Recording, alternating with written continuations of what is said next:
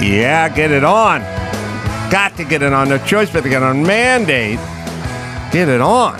Thanks for tuning in. Thanks for sharing the show. We love that about you. Siobhan's running a couple minutes late. We'll bring her in when she comes in. You know her from Men in Black and Forrest Gump, and you know her. That's what I'm saying. SNL. Yeah, SNL.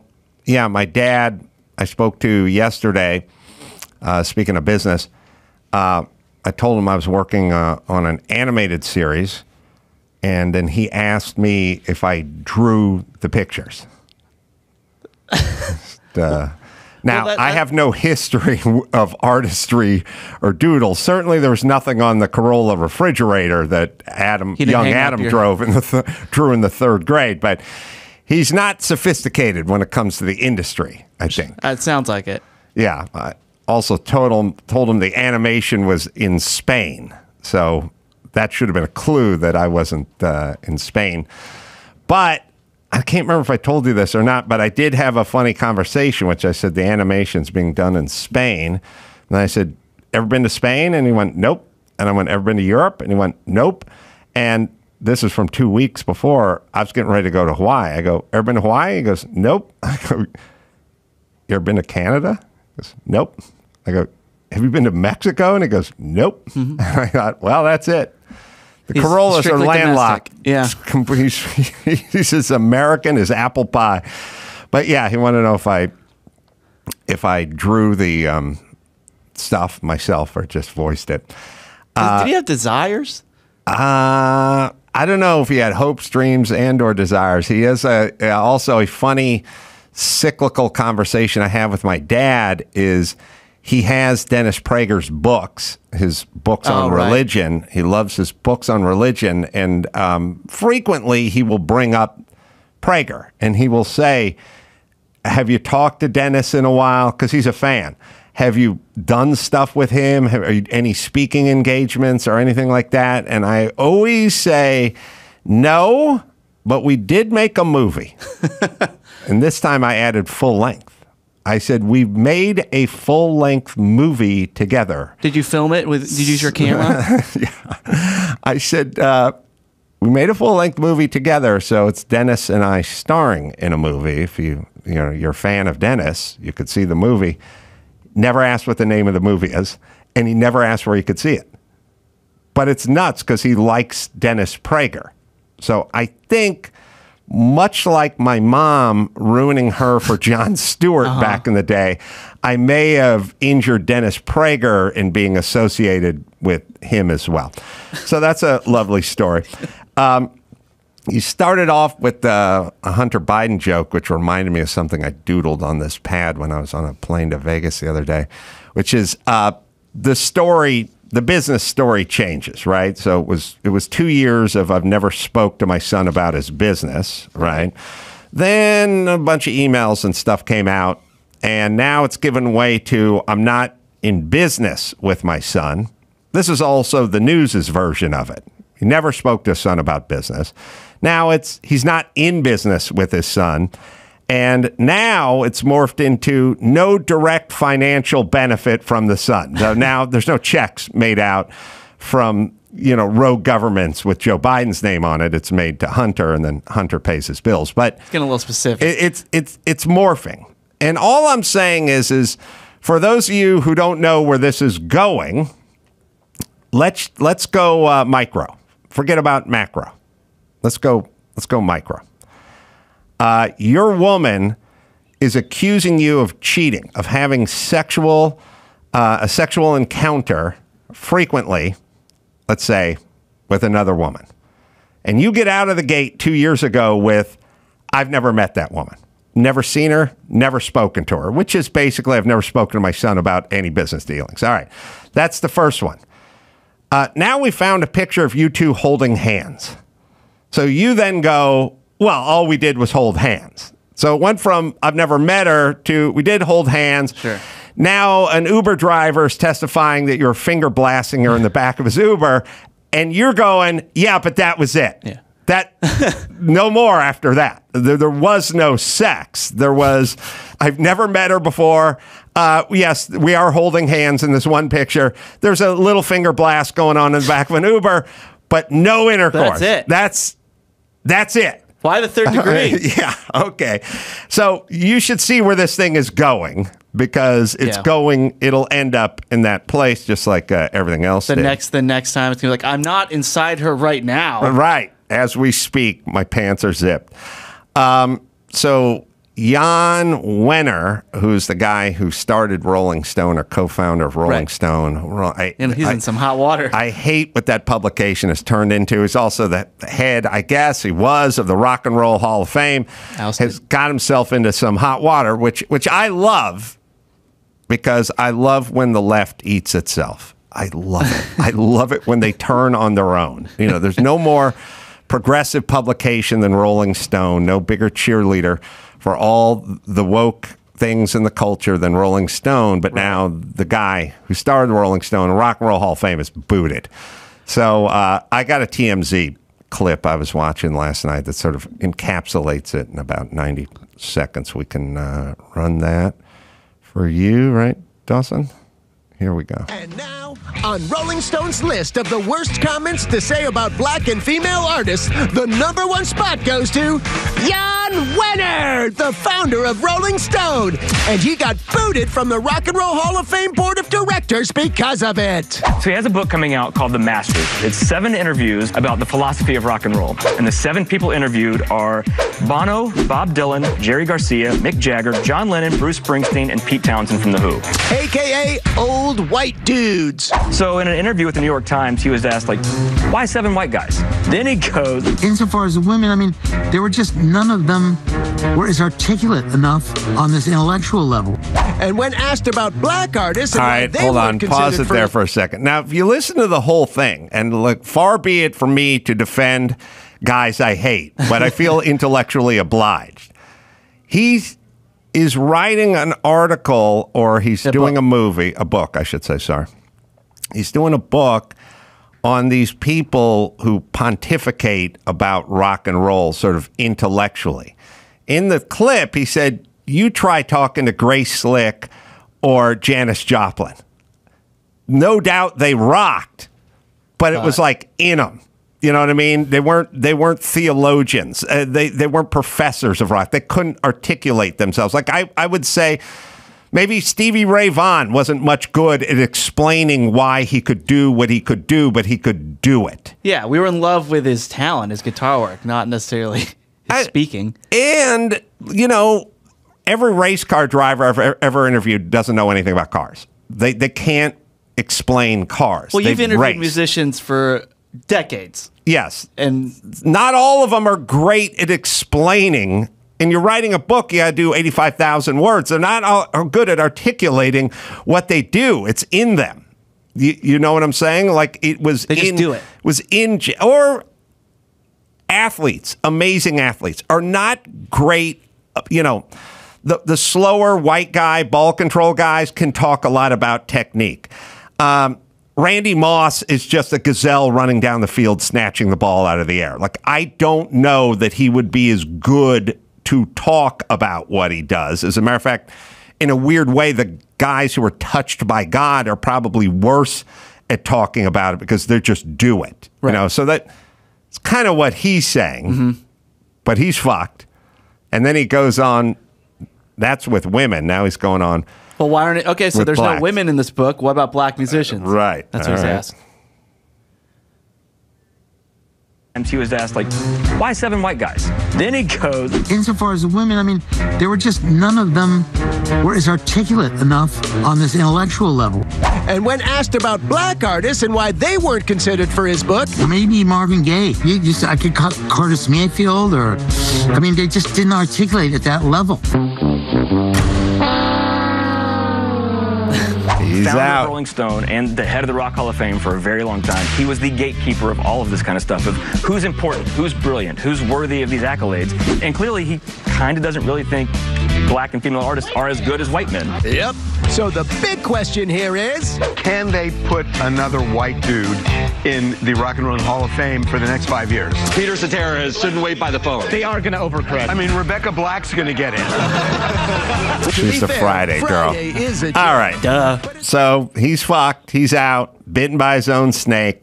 And The wokesters got the wokester. And you're talking about a snake eating itself. So the CEO of Rolling Stone right now is Jan's son, Gus. Uh-oh. Young college graduate, from in 2012, and then became CEO just a few years ago. So he commented on his dad's interview. This is his son. So you're going to throw him? He's throwing him under the bus. So Gus, I say under the bus. Anything race, anything female. You got to. I don't care if it's your blood. He's the current CEO of Rolling Stone. So here we go. He says, "While I love him deeply, I do not agree with the comments he made and understand why they are so upsetting and hurtful. I want to be clear. His statements, as reported, do not represent my beliefs or the values, practices, and mission of Rolling Stone." And he's distanced himself from his dad's comment. I don't like that they have a mission. Yeah, that's weird. Mission should be music and say whatever you want. But they got a mission. I hate fucking Rolling Stone. That article 2 years ago, we're right at the 2-year anniversary. Remember when they did the whole ivermectin thing? That whole bullshit story they lied about on ivermectin. And at the time, I was like, this is bullshit. This is a bullshit story. Well, that's what Rolling Stone does now. Yeah, it's public enemy number one, and everybody had to talk shit. So Rolling Stone published an article. Yeah, Dawson has it. You can even read the headline. Gunshot victims left waiting as horse dewormer overdoses overwhelm Oklahoma hospitals, doctor says. Except for none of it happened. Not one of it. First off, everybody, you got to use your critical brain. Do you think there's gunshot patients standing in line? They showed a picture of people standing in line in front of a hospital. Do you think gunshot victims stand in line in front of a hospital? Well, people that ivermectin... I would never go to that hospital. As Dr. Drew says, everyone who comes here from all, the border thing, all the Mexico thing, they all get ivermectin. They're all forced. CDC says you have to take ivermectin. If you have a guy not for COVID, out, for other things. Can you imagine it's bleeding out? You run to the front desk and they're like, "Hey, line's around the block, buddy. Get over there and wait." So Rolling Stone, at the end of August, beginning of September, the hottest 2 weeks in the U.S. calendar, the hottest 2 weeks, shows a picture of a bunch of people wearing parkas and hoodies standing in line somewhere, probably to get a vaccination in December. But that's the first thing off the trees. First thing they do is they pick a winter picture and for a summer story, and then explain that everyone has to wait in line because Joe Rogan talked about ivermectin. All right, so Rolling Stone's a fucking rag that lies. Zero integrity. Good. Jan Wenner, if you go back and look at the context of the thing, he puts it in context. And by the way, he's not saying these people aren't articulate in general, like blacks and women. What he's saying is the musicians that I talk to, imagine Grace Slick back in the day, or Janis Joplin, Southern Comfort, maybe a little horse tranquilizer in her. You know what I mean? Yeah. I don't know that she could articulate herself like Pete Townsend, but that's what he's saying. But okay, He's out. Remember, so this is a book with Bono, Dylan, Garcia, Jagger, Lennon, Springsteen, and Pete Townsend. And imagine if you're the one black artist in there. Now it becomes a thing like, am I only in this book? Yeah, well, that's the new world order we've entered. But he's out. Good. He's a hack. But again, bitten by his own snake. All right, Siobhan, we can bring her in. Yeah. She's here. She's got a movie that is coming out October 6th.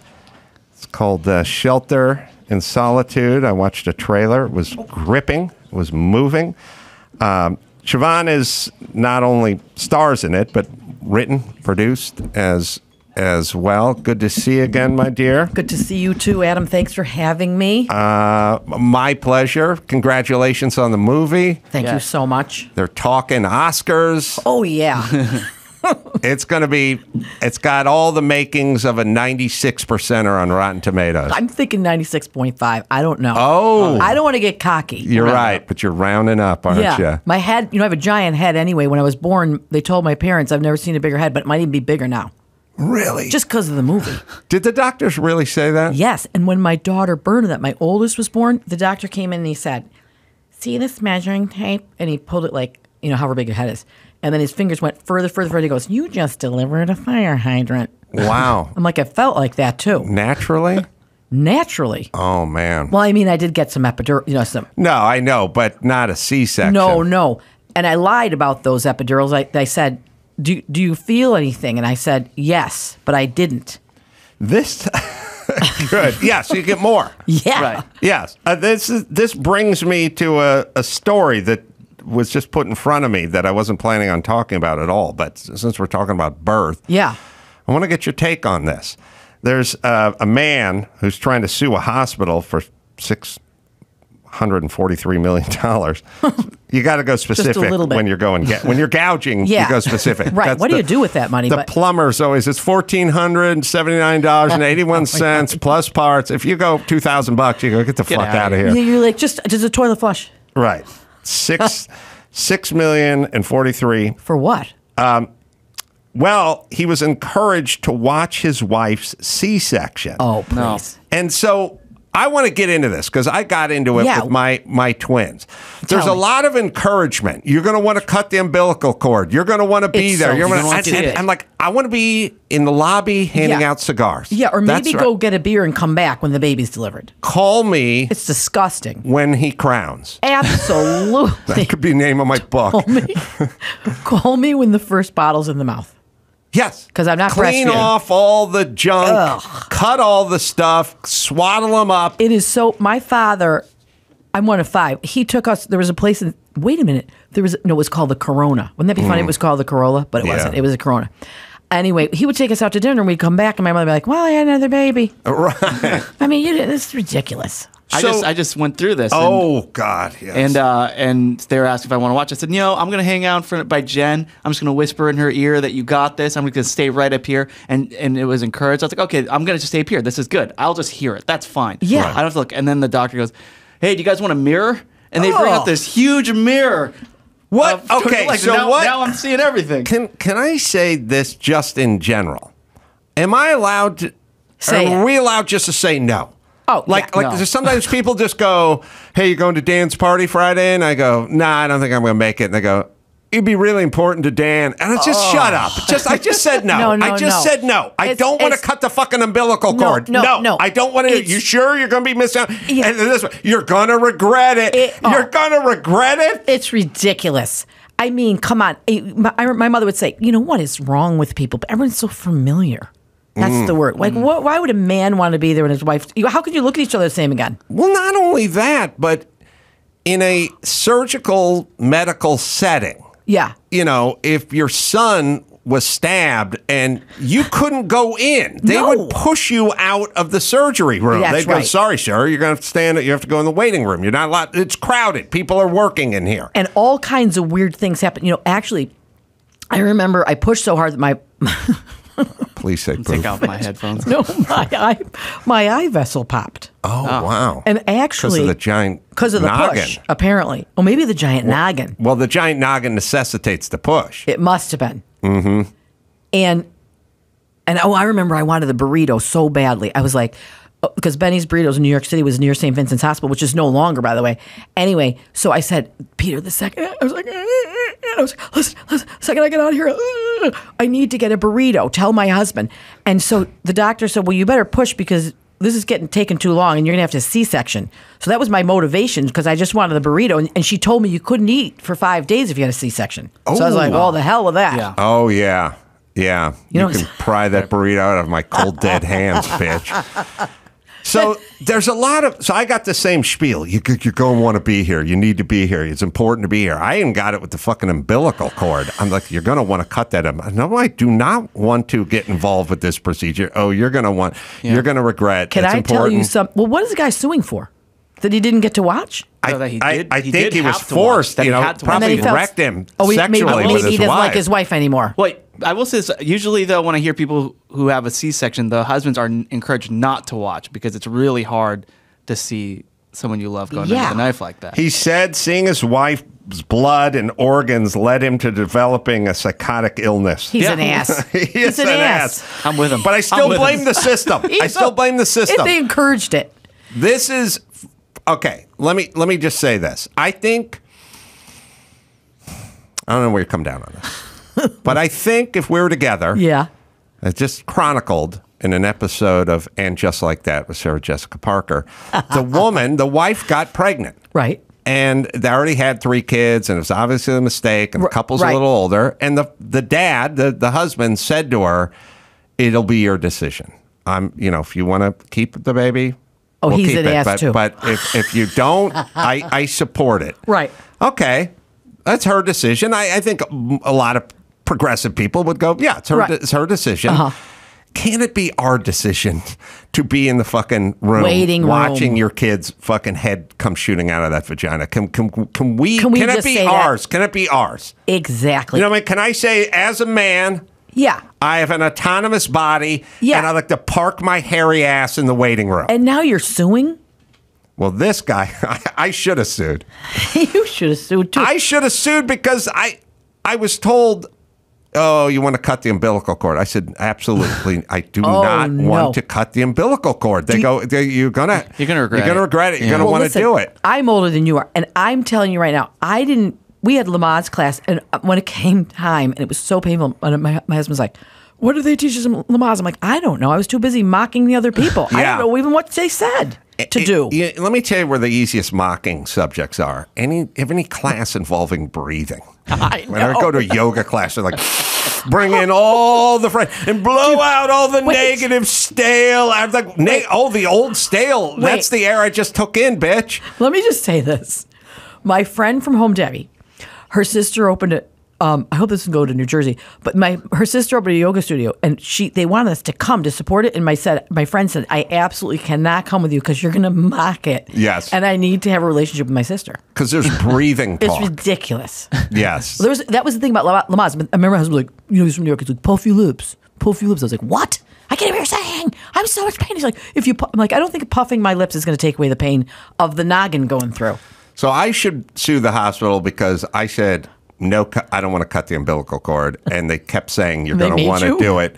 This No, needs to be I class said action. no, and then they cut the umbilical cord, and then they brought the kid to a petri dish, and they handed me scissors, and they're like, "Now you do it," and I'm like, "Oh, it's an unnecessary double cut of the umbilical cord." Yeah, it's symbolic. Strictly Just to make it yeah. like it's like a little kid that you like do their whole art project, and then you're like, "Here, you did it." Yeah, I didn't want to do And it. you take the scissors and pretend that you did the project. But it was like once they handed me the scissors and I was just like standing there, it was like you going, "I don't want any marijuana," and someone shoves a bong in your face and starts lighting it. Certain you go, "Fuck it, I'm here." So I should sue. You should sue. You should climb out. What's that, like a rider? Wasn't that something like I learned in history? You couldn't can't you get a rider for that guy's? Well, he's not going to win. No, he's not. Although, if he was forced in there. Oh, please. Okay, so if you had another child. Yeah, that'd be a miracle. Where could your husband be? Hopefully at home watching the other kids. Oh, really? Drop me off. Thank you. I'll call you when, you know what I mean? No, that's not very nice. I think the way I did it, I'm pretty happy about. I was in New York City. He drops me off, have the baby. But then I will say, so now, I was in so much pain from burning up from the noggin. So I was wearing this is really attractive, my husband's white athletic socks, but they were too tight around my ankles because I think you swell up or something. And there was no cell phones in those days. And I was like, "Peter," he called in from the White Horse Tavern, which his family owned in New York City, which was the oldest, second oldest bar. So he's just getting Dylan drunk. Tuck. He's just getting drunk. Good. With a rugby team. Yeah. So he calls, it's all this noise in the background. He goes, "How are you?" I go, "Let me tell you something right now." I go, "I can't get my socks off, and the nurse is so mean. Could you please come over here?" And then I switched over from the burrito. All I wanted was vanilla ice cream, which I never really liked until I gave birth. Anyway, long and the short of it is, he never showed. Wow. Yeah, he never showed. She'll figure it out. And then, you know what I did figure out? That you can actually maneuver your sock with your one big toe, get one off, and then kind of put your heel on the other one, yank the other one off. I was like a pilgrim on the Mayflower. Yeah. Single. No, that's a move. That's a drunken flop on the bed move. Don't picture it because it's so disgusting. Like to even think of me doing that is gross. I don't know. Well, if you've ever seen my feet, you'd think it. Hey, Don't look down. There's a certain percentage of German men who find that super erotic. It's disgusting. And there's definitely some money to be made on the disgusting. internet. So, but I think a lot of guys make a calculated move Yeah. Because a lot of times women say, it doesn't matter to me. Like, we don't need to do anything on our anniversary. Oh, we don't no. need to do a big thing for my birthday. And a lot of guys will take that and run with it, but they don't mean it. They don't, and It's a guess what? Neither test. does the woman. Because No, that's what I'm saying. The woman like, doesn't. It's a test. If you're like, I told you I didn't want to do anything, but I hate you that we didn't do anything. That's what I'm saying. And so a woman, 100%. if a woman says, I don't need you in Yeah. the room when I'm giving birth, don't run with it. You No. might just go in that room anyway gotta because go it's a in. trick. Yeah, I suppose, but it's so gross. I mean, I know it's beautiful. Listen, I mean, there's nothing better than having a baby, but it's not pretty on the It's- you know the what? execution. I think it's like anything. Like, I think a baby cub, a baby whale cub, a baby anything, polar bear, and it's all great 3 months in. Not when they're actually just placenta shooting into the water in a big cloud of red and goo. That's fucking gross. So I feel it's the same way in the animal kingdom as it is for us. Yeah, once you get the baby cub and you clean him up and you wash him down and you put a little Then they're bow cute. on him, three months later we can talk. That's why they say it's so important to have animals. Because I have, I had 2 dogs. One of them just died, but I have 2, and then cats. And then when my dog Pippi had puppies, it's a really original name. She took the placenta. By the way, I'm Irish Catholic, so no one ever taught us about the body or anything going on with it. And so I was like, "What the heck is that?" And dragged the placenta from where the puppy gave birth to under my sister Sheila's bed, which I thought was hysterical because all I did was mock her my whole life, poor thing. And dropped it. I was like, my God. So then when it came time to have the babies, I didn't pay, like I said, didn't pay attention, didn't know anything about my body. And they're like, well, as soon as the sac, I was like, what sac? I literally thought, and it's embarrassing, that the baby was just like in me. Oh, he didn't know it was in the sack. Right. Yeah, I just found that out Yeah. right now. It's yeah. so gross. It's a It mess. is. It's a hot mess. Let a mess. let the zookeeper clean them up, put a little bow on them, Yeah. and we'll come visit in a few weeks. That's why when my kids, who are now in their 20s, 3 of them, like say that, I'm like, I gave birth to you. No, I think a lot of people say that. Women. Yeah. Like, do you have any idea what I went through? Yeah, and I don't want to be dismissive of what you went through. No, but it's you know what, Adam, it's beautiful. it's not that magical. People shit people out all day. It's so Country true. Wayne, our next guest who's coming in here, has 10 kids. 10 kids. He's been through He's a lot. over Oh it. my Definitely God, I seen- look like a loser talking about my 3 kids. Yeah. You know what it was? I would have had more, but no one liked me, so I had to start late.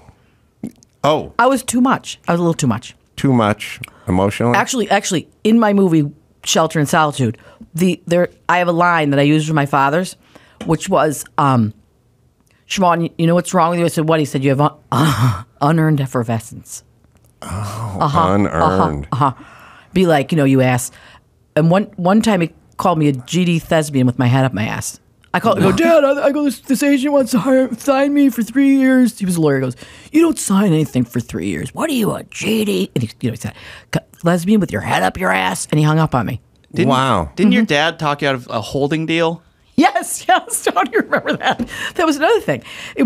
I thought, back in the day, I don't even know if they do it anymore, but the networks used to give you a holding deal. And they'd be like, we're going to pay you. And I thought, I'm not kidding you, I think it was like $12,000. I was like, I have made it. Because I was so poor. Oh, living yeah. in Holding LA. deal's the best. I was just telling It's the myself, best deal. I was clowns at birthday parties. Like one time, I was a clown at a birthday party. They said, it's $50 for the party, then you get tips. The people couldn't even come up with a tip, but whatever. So when I got the holding deal for $12,000, I was like, I have made it. And the agent said, don't do that because some other studio might want you. And I was like, Dad, I'm doing it. My father's like, are you an asshole? You don't do that. You know what I mean? No, and at that time, there's only 3 networks. There's 3 other networks. Fox is new. Right. You might get another one. Yeah. So to poor folks and like working folks, the holding deal sounds magical. Yeah. It's because if you applied it to any other job, it'd be the greatest ever. Like if you Yeah. were a Like you're just going to give me $12,000? what if you were a roofer and they'd Yeah. be like, we're going to give you $12,000 not to build a roof on anyone else's just house. to sit on your stupid You talent. sit around and think about our roof. They're like, hey, weird redhead girl, maybe we think we have something for you, but we don't. We just call him dibs. What year was that? 1902. Wow. I had in my room, I was 29, turning 30. I said to my family, they're like, Siobhan, why don't you go to law school? Siobhan, why don't you do that?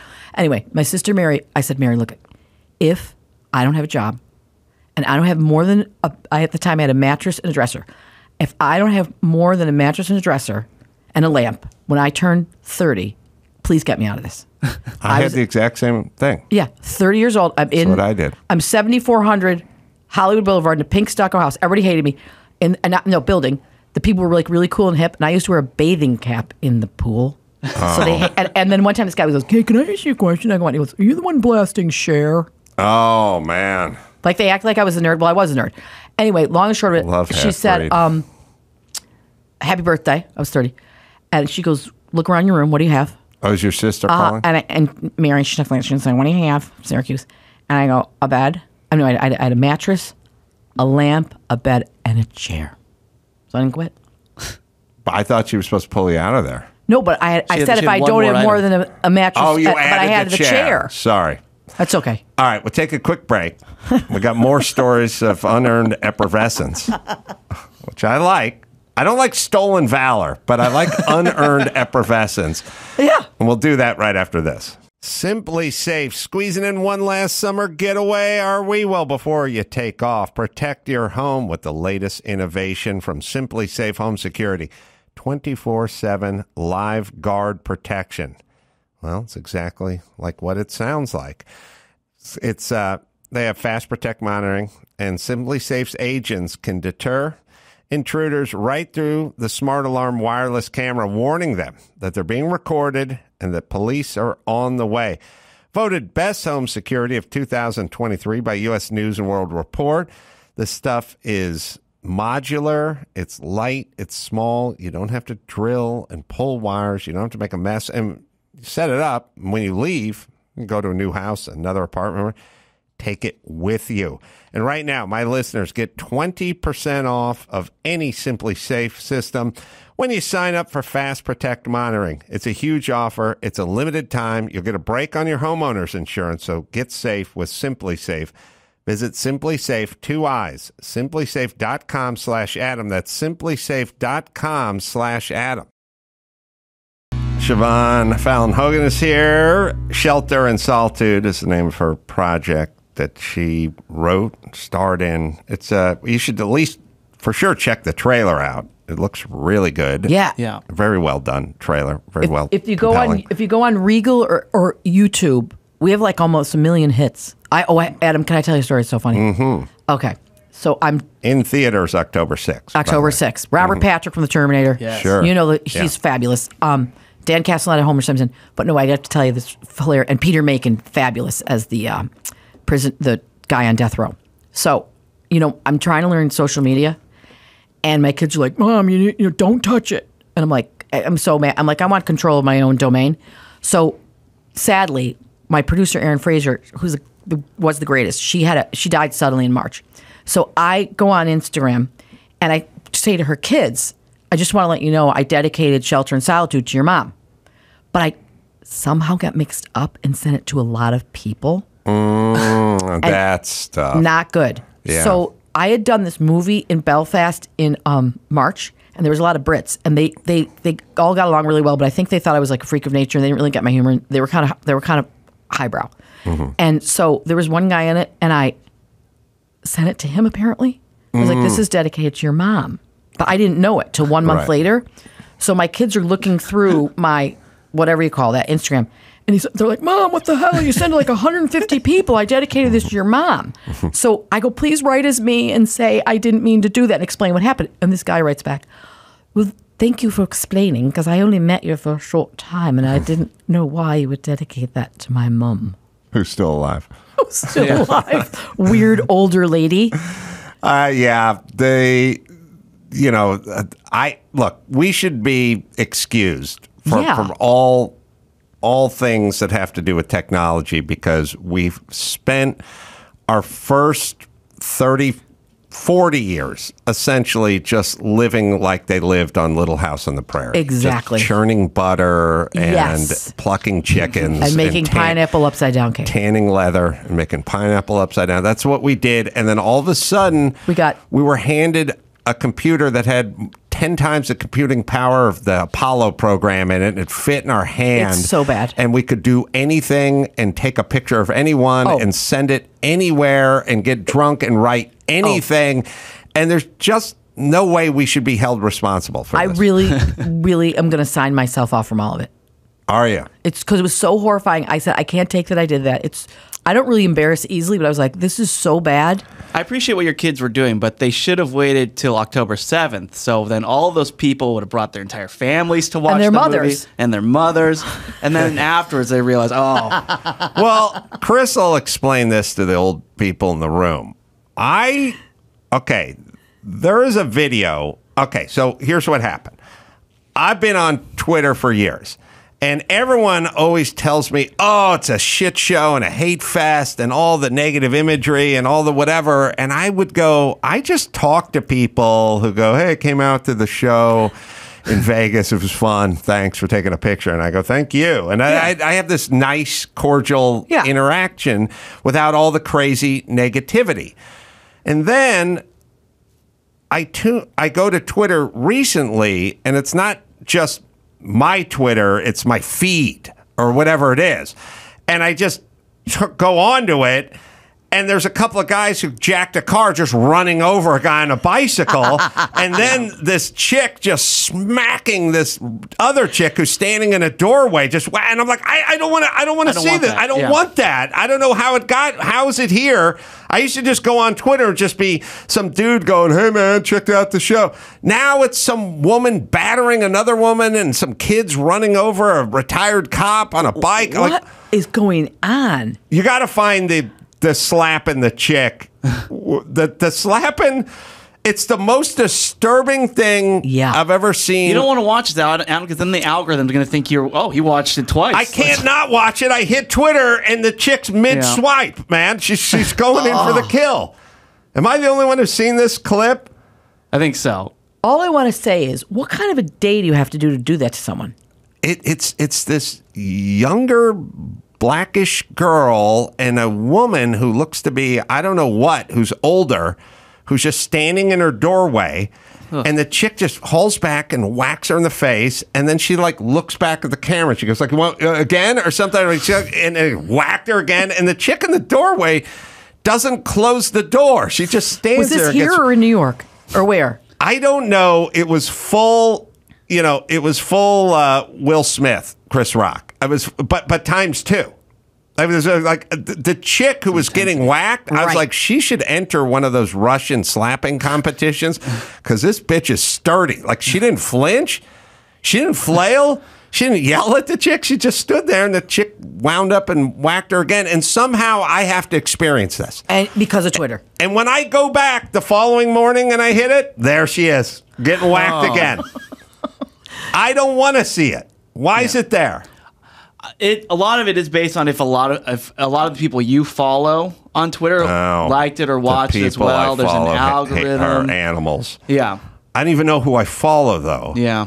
You should weed that out. All right, so nobody's seen this except for me. Well, I can't get out. I don't know how to do Twitter. You got to stop watching it too, by the way, because then it's going to think, oh, Adam likes these kinds of videos. I can't move my fingers fast enough to get off it. Like, I turn it on and there's mid-stroke. There is like an option button where you say, I don't like this tweet or I don't want it, and then and then you could kind of just let them know, hey, I'm not interested in stuff like this. That's like the ads. How would you find that clip? Oh. It's got to be making the rounds, or it couldn't have got to me, right? Oh yeah, here it is. Okay. All right.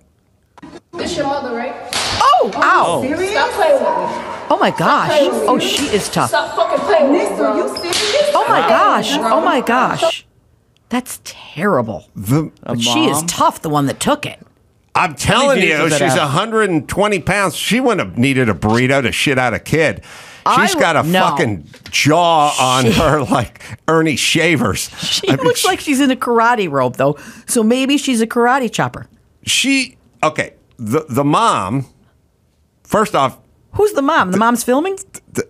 The chick is doing the slapping is saying, is this your mom? I think. We got to see it one more time. Maybe she had a bad play date. That's violent. She could have had a rough play date. Oh, my gosh. Maybe the bouncy castle was underinflated. Really? All right, let's see. This your mother, right? Oh, Oh, jeez. Stop playing with me. Oh. Stop playing with me. Oh, my gosh. Nick, are you serious? Stop Oh, playing that's with me. terrible. See, what, All right, what see, have we come to? First off, first slap, I retreat into the apartment and close the door. That mom stood her ground And for I just 3. looked at her like, are you Yeah, serious? She took her best fucking shot and just fucking kept coming back. She could be a Navy SEAL. I'm telling you, they have those slap competitions now out of like Russia. It's it's a burgeoning sport. Yeah, but we got to see her offense, though. I don't want to enter her into that. I don't know if they have a women's category. Yeah. I don't know if they have like a flyweight. You know, she's a slender woman. She can take a slap. I'm just saying. She's unbelievable, but the other girls just, it's unacceptable. All right, but the point is I have to watch this at 8:30 in the morning because I turn my fucking thing on and this bitch is getting bitch slapped by this other bitch, really and I'm like, I didn't sign up for this shit. But I used to just turn it on and it would just be my shit. Right now, I got to watch. It's a visual assault. I got to watch a retired cop get run over by a car. What you got to do is just go to your notifications, just see the people who want to speak to you, and don't worry about. Well, see. Oh, it had a happy ending. The woman who was doing the slapping was murdered later on. Yeah. What the hell? That little By the pixie mother? found trouble? This is a bad apartment. You think your apartment complex was bad? It was bad. Not as bad as this apartment complex. I'll take share any day. Maybe her neighbors liked her, though. Mine didn't like me. They didn't include me in the picnics around the pool or anything. That's okay. Really? It's okay. I didn't want to be included. You I'll tell you what. When I moved to LA, I only lived here for 2 years, 89 and 90, and I learned to do things by myself, and I really liked it. Such as? Going to the movies. I remember the movies by myself. I was like, this is great. Oh. I loved it. You did? Oh, wait, and then I volunteered. I volunteered at the teen canteen. It was for Runaways, and the poor kids, they'd come in with hickeys all over their necks and be from all over. They thought they were coming here to become stars. And I was volunteering, and at the time, no cell phone, so I would call up the bank and I go, yes, could you tell me what my balance is in account number 67224? What? 67? And of course, then my entire bank account got emptied. Oh. Because I would say it out loud. Oh. And people were street smart, and they're like, write that down. Wow. See, you tried to help. Stupid. I That's only really on you. volunteered because I was Catholic and guilty. Yeah, but maybe you're guilty of loving too much. But I honestly do love. I'm a people person. I like people. Yeah. So I did have a good time volunteering, but I didn't like when my bank account got Let's empty. explore that. Okay. So I get a lot of grief sometimes from watching old stupid TV shows or just kind of studying people or society or whatever. And everyone's like, what do you care? What are you so interested in or whatever? And I'm like, or someone will do something. And I'll go, why did that person do this? Like, why did they say it this way? Or what were they? And the person I'm talking to inevitably goes, I don't know. Who cares? Move on. and I always just go, no, I'm interested. Yes, I agree. I'm a student. I want to know what motivates them. A study of life. I get it. Yeah, that's how you can write a movie. I get that. Yeah. My mother used to say, kids. Look at this woman. Look at this woman. Now look at the way she walks. And what was she thinking with that outfit? Right. I said this to somebody once, and I said, isn't that funny about my mother? And they said, no, I think it's mean. I thought it was very observant. Yeah. It makes you look at the details of people. No, I know. And Dr. Drew would call it hypervigilance. Maybe. Do you have hypervigilance? Definitely. I mean, I can figure it out. You can figure it out? Yeah. Like when you sleep, do you need the room to be dark? Do you need an eye mask? Do you need a sound of a ceiling fan? Can you just fall asleep on an airplane with all the shit going on around you? No, I have a major issue with sleep, especially right now with this movie. I'm jacked up like it's a lunatic. Yes. It's such an issue. Like I'm like, maybe you guys have slept, but I haven't slept. Do you find you need the conditions to be right? 100%. I'm like, please, no music, no TV, and I do have the mask. I knew it. Mm-hmm. I know hypervigilance. Oh, totally psycho right now. Hypervigilance presents in sleep. Like you cannot. It's terrible. My daughter has it. Yeah, and it's bad. my son doesn't have it. And I literally had to put a rubber door sweep under her door, which only sits about 3/8 of an inch above the carpet. But she's like, I can't sleep with the light pouring in. Completely, like, I'm that way. Your room is dark. The door is shut. There's a crack of light. I think it's intelligence too. Oh, let's please say this. I'm gonna go ahead and lump us both in the genius hamper. But I will say it's like people who can't be hypnotized. Oh yeah, no. The dumb people are so easy to fucking No, hypnotize. because you'd be like, "What are you doing, you person, making that thing go in front of me? I can't even." And right, what because shoes you are have you wearing? hypervigilance, Yeah, right? And you're your hearing, shoes look stupid. And why am I doing this? right. You notice everything. Yeah. And it all bothers you. Yes, and I'm actually a little jealous of people that can sleep. You're jealous of dumb people. Dumb people sleep like logs, and they can be hypnotized into sleeping better if they have sleeping difficulty. One time I was on the Amtrak because I used to work in New York City, and I got on the Amtrak to go upstate, to go home to Syracuse. And on the way back, this girl was like, I was seeing this girl. She was a au pair in Long Island. At the time, I didn't even know what the hell that was. I was like, you're a babysitter or nanny? She said, yes. So she said, she was from Wisconsin. She said, you know what I noticed about rich people? I want. She goes, rich people take naps. She said, now, I grew up on a dairy farm. We work our asses off from 5 in the morning till 8 at night. Then we party, and then we get about 3 hours of sleep. I never get any sleep, and all these rich people take naps. And then she told me, she said, and these people, I'm taking care of the kids. And the lady says to me when I go, how do you like being an au pair? And I just tried that with my accent. I'm like, an au pair. And she said, yes, but at first it was confusing. I said, what do you mean? She said, well, the lady would say, can you take the kids out of the living room? And she said, which one's that? The one with all the fancy furniture? Wow. That's pumpkin. Isn't that great? Yeah. So Yeah. hypervigilance. Yeah. But the hypervigilance finds its way to the page at a certain point. Yeah. And in the detail Well, of I'll the tell you. story of the characters. So this movie, Shelter in Solitude, that I literally written that you had me on. Thank you so much for Rushed when I wrote it a couple of years ago. It came out, and I literally was like, okay, I'm taking a break after this. It was COVID was on. We had just finished editing.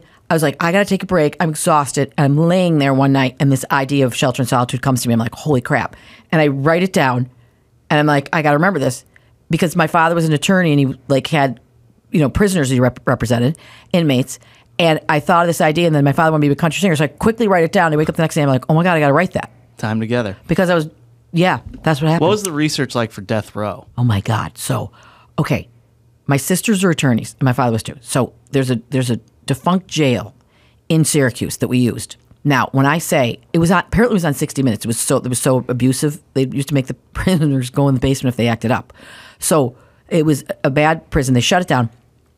And I'm sorry, I'm going to get to your exact question, but one of the things is that none of the cells would open. They had like a crank system. So this guy that I went to high school was a welder, so he got him to open the 2 cells. But when I went in there, I was like, my God, to live like this in this little box, and you're obviously troubled anyway. So death row. So, of course, people become either like really religious or not religious at all. You're desperate, facing the end. But in addition, say you want a pencil and you want to write to someone. Well, they won't even give you that. Maybe they'll give you a piece of lead and somebody's going to watch you, with a baton, like ready to hit you if you're going to try to do something like that. But, it's just, but what fascinates me that I cannot believe is obviously the person got themselves in a bit of a pickle when they're on death row. But what I can't believe is who would be the person that you're like, my job is to pull the latch, to electrocute them or inject them. Yeah. Like, who would do that? Like, you want that on your plate and you didn't even, like, that's your job. I don't know. I will file it under many, many jobs that I just couldn't imagine doing. Yeah. Why would you even want to be a prison guard? It just sounds, rough. You need a job, but I'm emotionally scarred just from watching the chick slap the other chick 3 times in the morning. I couldn't imagine working in that environment. It's so hard. Yeah, and now, okay, so the movie, we're going to show the movie in this like state prison in upstate New York and probably other prisons. And the timing is, because the movie comes out October 6th, is that we can't do it till it's on streamers because we have people sharing it. So, but they said to me, like in upstate New York, especially with this bail reform thing going on, the sheriff said to me, Siobhan, it's the most violent of the violent because everybody else is out in the streets. Right. So if you're getting incarcerated these days, you really gotta be have really to do bad. something. The hardcore dudes. Yeah. Yeah, I went and visited a prison once. It was a man show bit I did with Jimmy. But the prison had a group It broke it off into groups, and the group was like, these are the nice prisoners. Right. Now, a lot of them were in there for murder and everything, but there were the group that said, look, we just want to strum the guitar and not get shanked, and we're going to be here for 50 years, so let's just fucking make the best of it. And so we went and hung with the group that didn't want to get into trouble. But I remember talking to a guy who was like 27. Nice guy. He was like strumming the guitar. He looked like Woody Harrelson when he was like 27. He's like strumming the guitar and writing, playing the songs and stuff. And I said, I don't know, it's probably poor etiquette, but I said, like, when are you getting out? And he just went, never. Oh. And he was like under 30, and he seemed like just a regular dude playing a guitar. Yeah. And I got fully depressed after that. Oh, it's so upsetting. I have a friend from high school that actually works in the prisons, and and of course there's so many that don't deserve to be in there, and that's the real. It's like, what the heck? Oh, if you don't have the proper representation. Oh yeah. It's bad. Yeah. Well, you got a dad and 2 sisters that would come to your rescue if you got on the wrong side of the law. Exactly. I fought the law and the law won. So for you, movie comes out October 6th. We got picked up for a while. So we distributed ourselves. My husband, my son Peter's the producer on. He's also in it as an actor, he's a music supervisor. My daughter Sinead's the production designer. My friend Patrick Clifton, who I went to Catholic U with, he's a producer on it. As I said, my friend Erin, God bless her.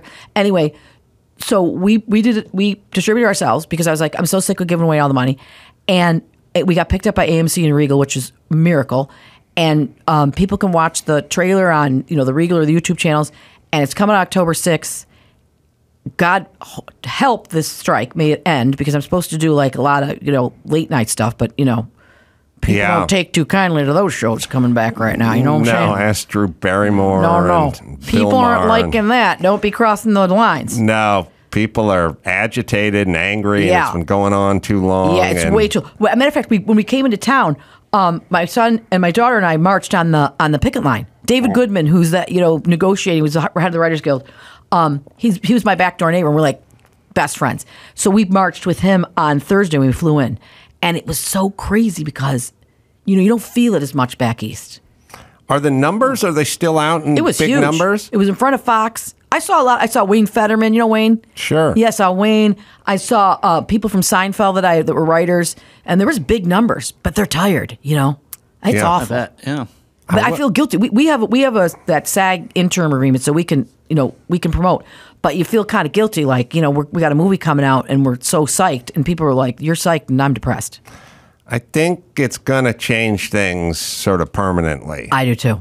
And there's just no way around it. And that's kind of the nature. It's the nature of all business. Exactly. It's like things swung too far the one way, and they got to swing back. They got to swing back, and we have another strike. It's the UAW. But when we were building cars in Michigan, and there was no competition because World War II had just ended, and every other city had been bombed out, and Dearborn was up and running.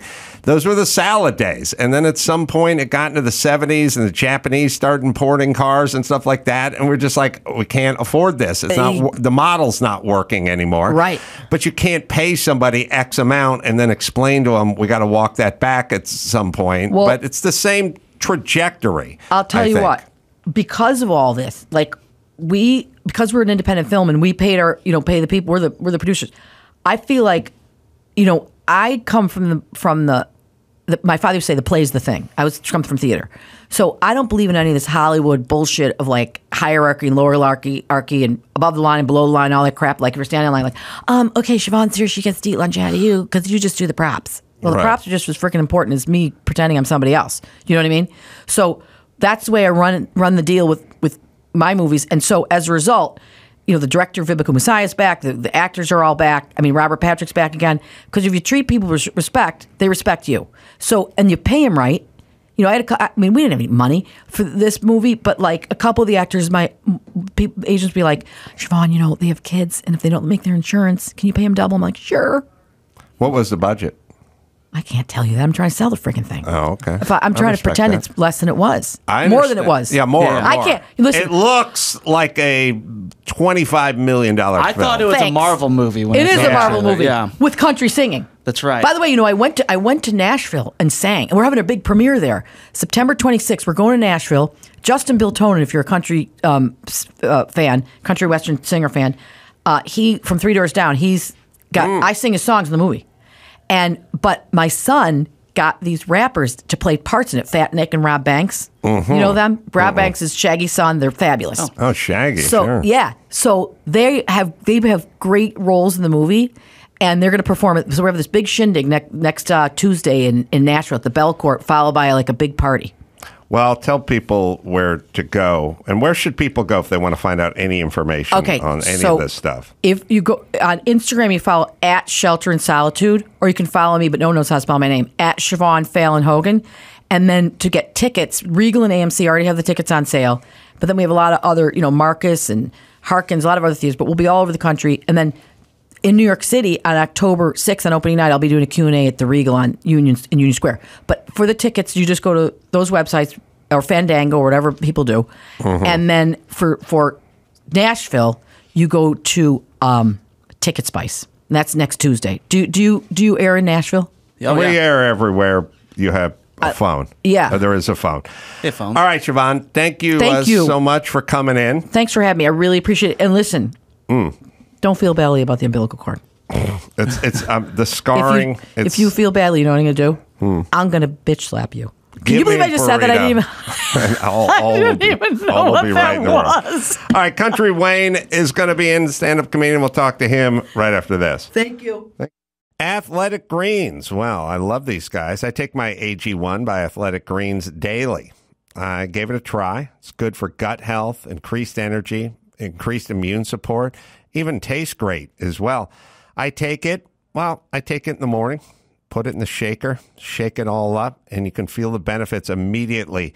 It's easy to fit in your lifestyle. It's the healthiest thing you can do in under a minute.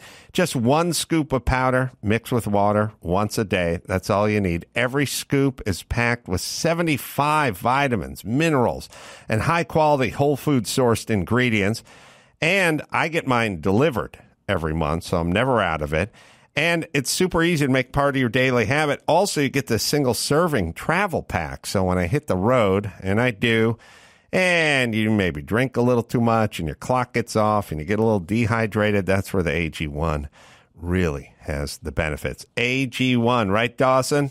If you're looking for an easier way to take supplements, Athletic Greens is giving you a free 1-year supply of vitamin D and 5 free travel packs with your first purchase. Go to athleticgreens.com/ACS. That's athleticgreens.com/ACS. Check it out. Good to see you, Country Wayne. How you doing, man? Country Wayne's got a special. It's streaming now on Netflix, A Woman's Prayer. It's out as you hear this, filmed in D.C.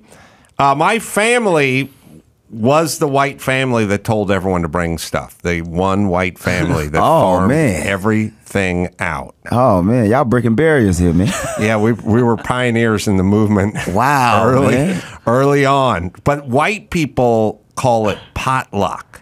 Yeah. See, when you call it potluck, then Dorothy, you make your casserole, and Shauna, you make that 7-layer dip that's so wonderful, and you get everyone to make shit and bring it, but you give it a name, potluck. It's creative. And then it seems cute, and then it seems like they're participating.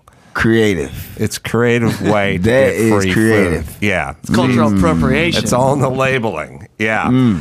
So the stand-up, and where are you from originally? I'm from Georgia, man. Small town called Millen, Georgia.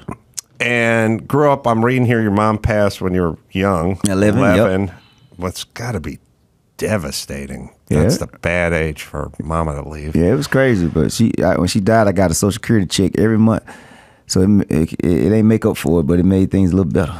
And when did comedy come into your life? To be honest, professionally, I didn't start till 2015, but it was around that time my mom died where I really learned to make myself laugh about everything.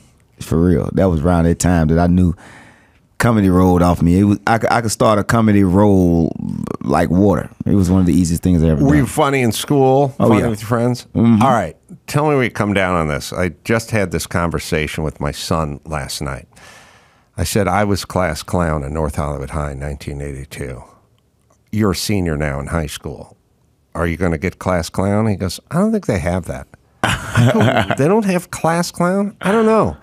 I go, well, who's funniest in your school? They're like, he's like, I don't really know. I go, is there one kid that popped off in class a lot? You know, the one loud kid? And he's like, they shut it down real fast now. They don't give you enough leash to get ahead of it. And I was like, so you don't even know who the fucking funny kid is in your school? And he's like, nah. Doesn't even care. Doesn't care. Man. And then he said, I might, if they have class clown, I might be able to get it if I campaign. And I said, your dad didn't fucking campaign. People knew he was the funny one. I didn't go out and go stuff mailboxes or go door to door. They knew who the funny one was. That's why I didn't even think of that. I got to ask my son now, do y'all got a class clown in school? How many sons? Now, you got 10 kids? 10 kids, yeah. How is that? It's 10. It's 10. I got 2 kids and it feels like a lot. Yeah, 10 is crazy, right? It's crazy. Are you stopping there? I tried. Yeah. I stopped at 1, then I stopped at 2. Right. 3, 4, 5, 6, 7, 8, 9, 10. What about the vasectomy, or are you doing anything? I thought about that, but I think mine still go through it. Yeah. It'll find a way to get through those tired ropes. I promise you, man. It's built different. You really think you have super sperm? Yeah, I do, man. I know I do. Well, you're 36. 35? Oh, I'm sorry. 35, yep. And you have 10 kids. I'd say that's super sperm. Yeah. Yeah, that's super sperm, man. Super sperm, because I Plan B pills don't work, man. Oh, you've tried? Yeah, I've tried Plan B pills. You know what I love those? You're there for all of them, right? You're going to all the games, events. It came out beautiful in the end. I wouldn't advise nobody to go have a bunch of kids, but we're like a big family. I had them young. Like I had young, so now it's a beautiful story. You know? How old were you with your first kid? 17. Wow. Second kid, 18, had just turned 19, and 20, 21, 22. Yeah, I had 7 kids by the time I was 22. By the time you were 22? Yeah, that was crazy, right? Yeah. And it was like, okay, I got all these kids, but now it's beautiful. They older now. My son's driving. He's in college. He went to college. Son playing basketball, girl and dance. Everybody's finding their lane. We all stay with each other. We go on trips together. It's beautiful now. It's like, and they all help me build my business online because they get in my videos and they get a salary every month. So it turned out to be something beautiful, but it didn't start out that way. I couldn't imagine raising somebody when I was 17. Like, I was thinking about it today. Mm-hmm. I pulled my earbuds out of my pocket, and I was like, I've had these earbuds for a while. And I thought, when I was in high school, I would have lost these immediately. Mm-hmm. Like, I would just set stuff down. You couldn't hang on to a pair of glasses or wallet or keys. I didn't have keys. I had to break into my own house all the time because you give me a key, and 3 days was over under before it was gone. I just fucking lost it. I'd just be like, I was at Ray's house. I was at the pool. I shut it down on the side, and then the thing, and I don't know where it is. And his mom, I couldn't hang on to a backpack, a book, or keys when I was like 17. I don't know how the fuck I would raise kids. Yeah, I grew up fast. After my mom transitioned when I was 11, I had to grow up fast. So I was real mature. I was real mature at that age. Like, I felt grown already, seriously. I just was ready to graduate so I could get to the money. But where were you at 11? Like brothers, sisters, dad? Who was around? Oh, my dad was around, but I ended up with my grandmother. I stayed with my dad for like a couple months, and then I ended up with my grandmother. And then I went to some of my dad's cousins. That's what I finished high school with. Mm-hmm. Mm-hmm. And your mom was gone. Your dad was kind of in and out. Mm-hmm. Did you have a big family, like the brothers and sisters? I had 2 sisters on my mom's side, and on his side, I had 7 siblings. But we never really got to see each other, except for my brother Arby. So it was just, I was the oldest on my dad's side, youngest on my mom's side. So it was just me. I spent a lot of alone time, and I enjoyed it. And you always had the comedy in you, but you didn't really know was a way to make a living early? No, I didn't. I always wanted to be in movies, but I was doing the music thing. I knew I could rap. I could always freestyle and come off the top of the head freestyling. So I thought I was gonna be a rapper. I never knew I was gonna be a comedian. So how did that come into your life? I went viral 2014 when I did a skit, and it went viral. I seen people start to do it, so I started in September 2014. By October, I went viral. I gained like 2,000 followers. I thought I was famous, and I kept pushing. After that, I started dropping 3 videos a day, and I went viral again. And then by January, I had 250,000 followers. Then I mastered going viral. Then from that day, I went viral every day when I wanted to, from January 2015 to now. It was like I know how to go viral. What was your first viral video? When you have to fake like you like your girlfriend's cooking. That was the one.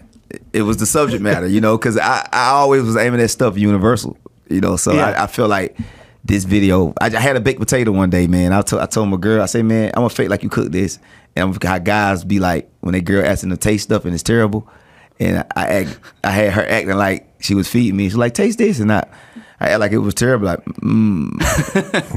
okay, and I acted out. And that clip, I seen the views going up. I said, I finally got me one, and I knew I was about to take off. You cracked the code after that. Oh, I already knew. Yeah.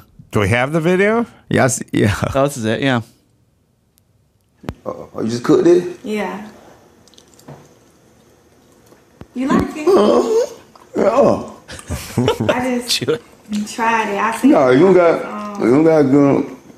I'm good. You sure? Mm-hmm. You ready? This piece got a lot of cheese on it. Taste that piece. Okay. A lot of it's in the face there. That's funny.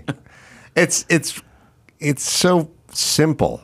Yeah. That's the kind of the key, right? Yeah. It's you got to do something that's super simple, but that no one did. Yeah, it's kind of like the real, like actors, the real good actors. They real just art is art until you find out that it's being. And then when you find a way to be and just be deliberate, like it's like, what's up? What's going on? When you and that's every time. That's what works with going viral. It was simple, good subject matter. It's not stuck in one corner. A lot of people that's relatable to everybody. And I just understood these things. Let me ask a question involving food and women. Mm-hmm. My feeling is, I come from sports, and then I come from construction. Mm-hmm. And so when you do sports, all you do is have people telling you, okay, here's what you could do better. Like maybe you did this, maybe it worked, but here's a better technique. Here's better. This is always, you've constantly, it's all this. There's people coaching you up, literally. It. And then in construction, it's just always someone going, you don't read a book, you just show up, and there's some people who know more than you, and they just tell you, don't do it this way, do it that way, do this, do it this way. That's all you do your entire day, because you don't know anything about building a house. You just show up, and there's some old dude, and that dude constantly just stands over and goes, you're doing it wrong, doing it wrong, doing it wrong. So my mindset is, even if something is an 8.5, I think I could get it to a 10. The problem with women is they don't think that way. And when I taste food, I'll go, it's good. It could be better if it had just a little less salt, a little less, and a little more just for, and then they start getting pissed off. Yeah. And then I go, I'm just saying this for the next time you make it, just go half on the salt, and then we can add. And then they start getting pissy about it. And I'm like, I'm attempting to make this thing, it's good. It could be a little better if you did this. Women fucking hate that. Yeah. Can't do that. You got to find a creative. But then they're going to make it again. Yeah. And they're going to fuck it up you just again. You just got to eat it. Like in the video, there's like a study that says like women actually do like chemically get depressed or upset when you even just turn down trying whatever they want you to taste. Like, oh, like there are times I'm just so full. And it's like, hey, I want you to try this. I'm like, I'll just do it because I know it'll probably make her sad if I don't. I just take it.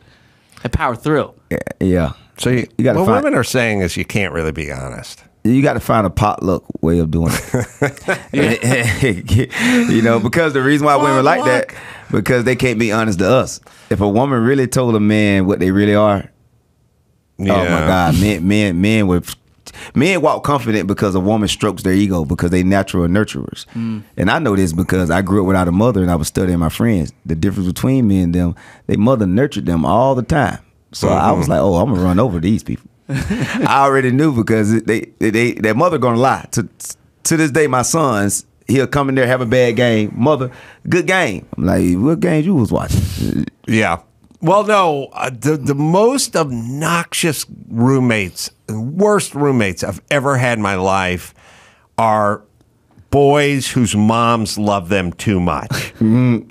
I swear to God, they're the worst, most entitled human beings in the world. They're underdeveloped. They're totally underdeveloped, and they sort of think like, yeah, all the dishes in the sink are mine, but what's wrong with you washing them? Like, that's their mindset. I had a couple of roommates in different areas at different times, like spread out like 8 years. They're both fucking horrible, and their moms doted on them, and I was like, that's why you turned out to be a shit roommate and entitled. My sons are the worst roommates, but I'm so glad he gone because his mom went to his apartment in college the same way. Now she got it. It's like I told you, man. You got to hold the guys accountable to something. So no doting. Obviously, your mom couldn't. She passed. Oh, even when she was here, she treated me like, oh my God, like she was raising me in the army. So. Do you? My mom was the same way. I can feel it. I can tell. Okay, so my mom didn't like me. Like she didn't like me. Like, so I mean, you heard my grandmother. Yeah, you heard my grandmother on that tape on your own on TV. That's my mom's mom. That's my grandma saying she's not a fan. Yeah, and didn't think I had any of the basic necessities to be a celebrity.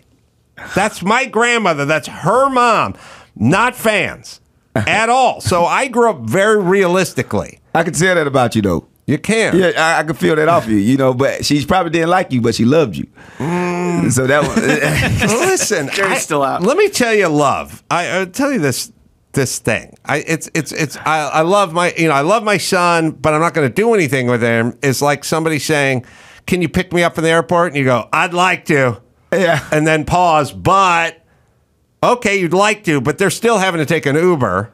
Or can you help me move this weekend? I'd like to, but my back's all fucked up. You still got zero. Yeah. It's nice that they'd like to.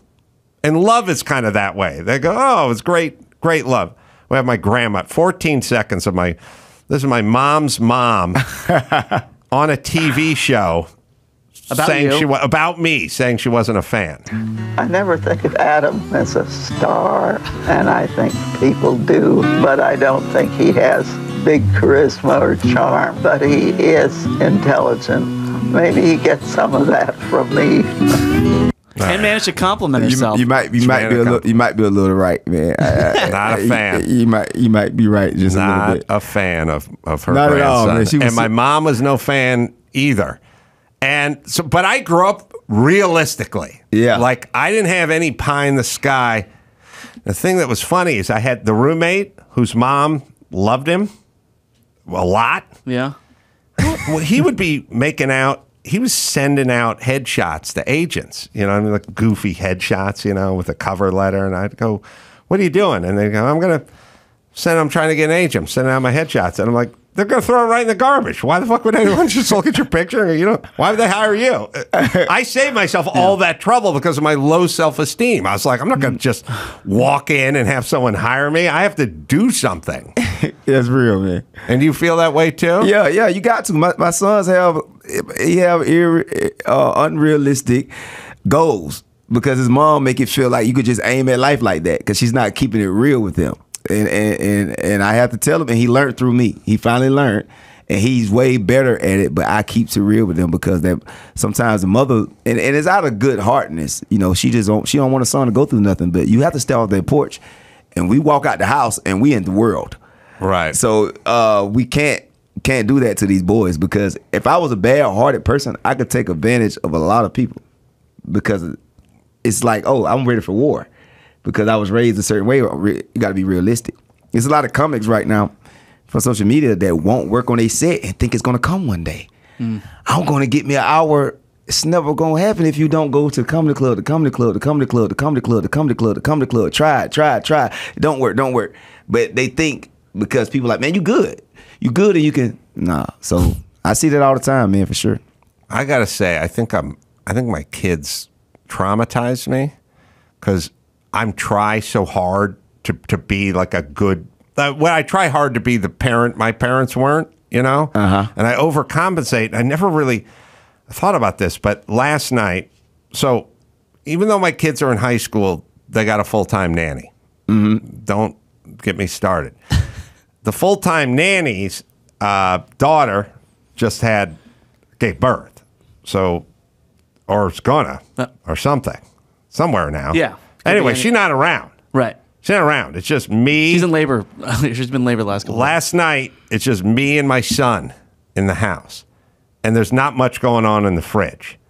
And I say to my son, almost nervously, like, I'm going to make you dinner. He folds his arms, he's like, well, okay, try it, old man. You're not known for your gifts in the kitchen. I said, I'm going to make you a tuna melt. And he goes, tuna melt, huh? And I go, yeah, tuna melt. There's tuna in the fridge. I could pull off a tuna melt. Nice. And he goes, okay. And then I went and made him a tuna melt, a good tuna melt. But I sat nervously while he tried. He took his first bite and he bit into it and he kind of leaned back and he's like, okay, all right. I'm like, you like it, boy? You like it? Want some mustard? And he's like, I don't know about the mustard. I was like, okay, just have it your way. And I realized, Gordon Ramsay now. Can you picture our parents being nervous about what we're eating at 17? Like my dad, pacing. I hope he likes. Fingers crossed. I hope he likes the BLT I made him. My dad didn't give a fuck whether I ate it or not. And my definitely didn't care if I ate at all. So it wasn't nothing there. Isn't that a thing though? Like parents, a lot of the parents these days are working way too hard for their kids' approval. Yeah, we all do it, man. Mm-hmm. We all do it because we try to be the parents, better parents than when I was. But we realize with love, man, love is discipline. And just being real, but at the same time, being there, it's a balance. But man, it's about being truthful because this world, we can't keep them like this for the rest of our life. Yeah. Well, that's the thing. They're gonna get pushed out into the world at some point, and I mean, it's no different than if your son thought he was a tough guy. And every time he punched you, you went, oh, and fell to the ground. You know what I mean? At some point, he's going to be at a bar, and there's going to be some dude. Yeah. And he's going to get his ass kicked. Mm-hmm. So he should know what his abilities are and aren't. Man, that's a great point you just made. Yeah. And you being the dad who wants to be realistic with your son is not being a bad dad. That's you worrying that your son's going to get his ass kicked at a bar. For sure. Yeah, hey man, that's a great point. Well, I'm processing that through my brain. Yeah. I wish there's a little more of that in our fucking society. Although I don't know. Let's break it down culturally. I feel like white people, we got the bar way too fucking high with this shit. Every time I talk to one of my friends, he's at his kid's soccer game, and then when they're done with the soccer game, they're going to the swim meet. And then when they're done the swim meet, they're going to the party. It's like we have white people are just activity on activity on activity. Yeah, y'all spread that over here to us. Oh, you got that too now? Yeah, now we're doing that now because we man, we want to start going to events, and I'm realizing, man, it's hot. It's hot outside, man.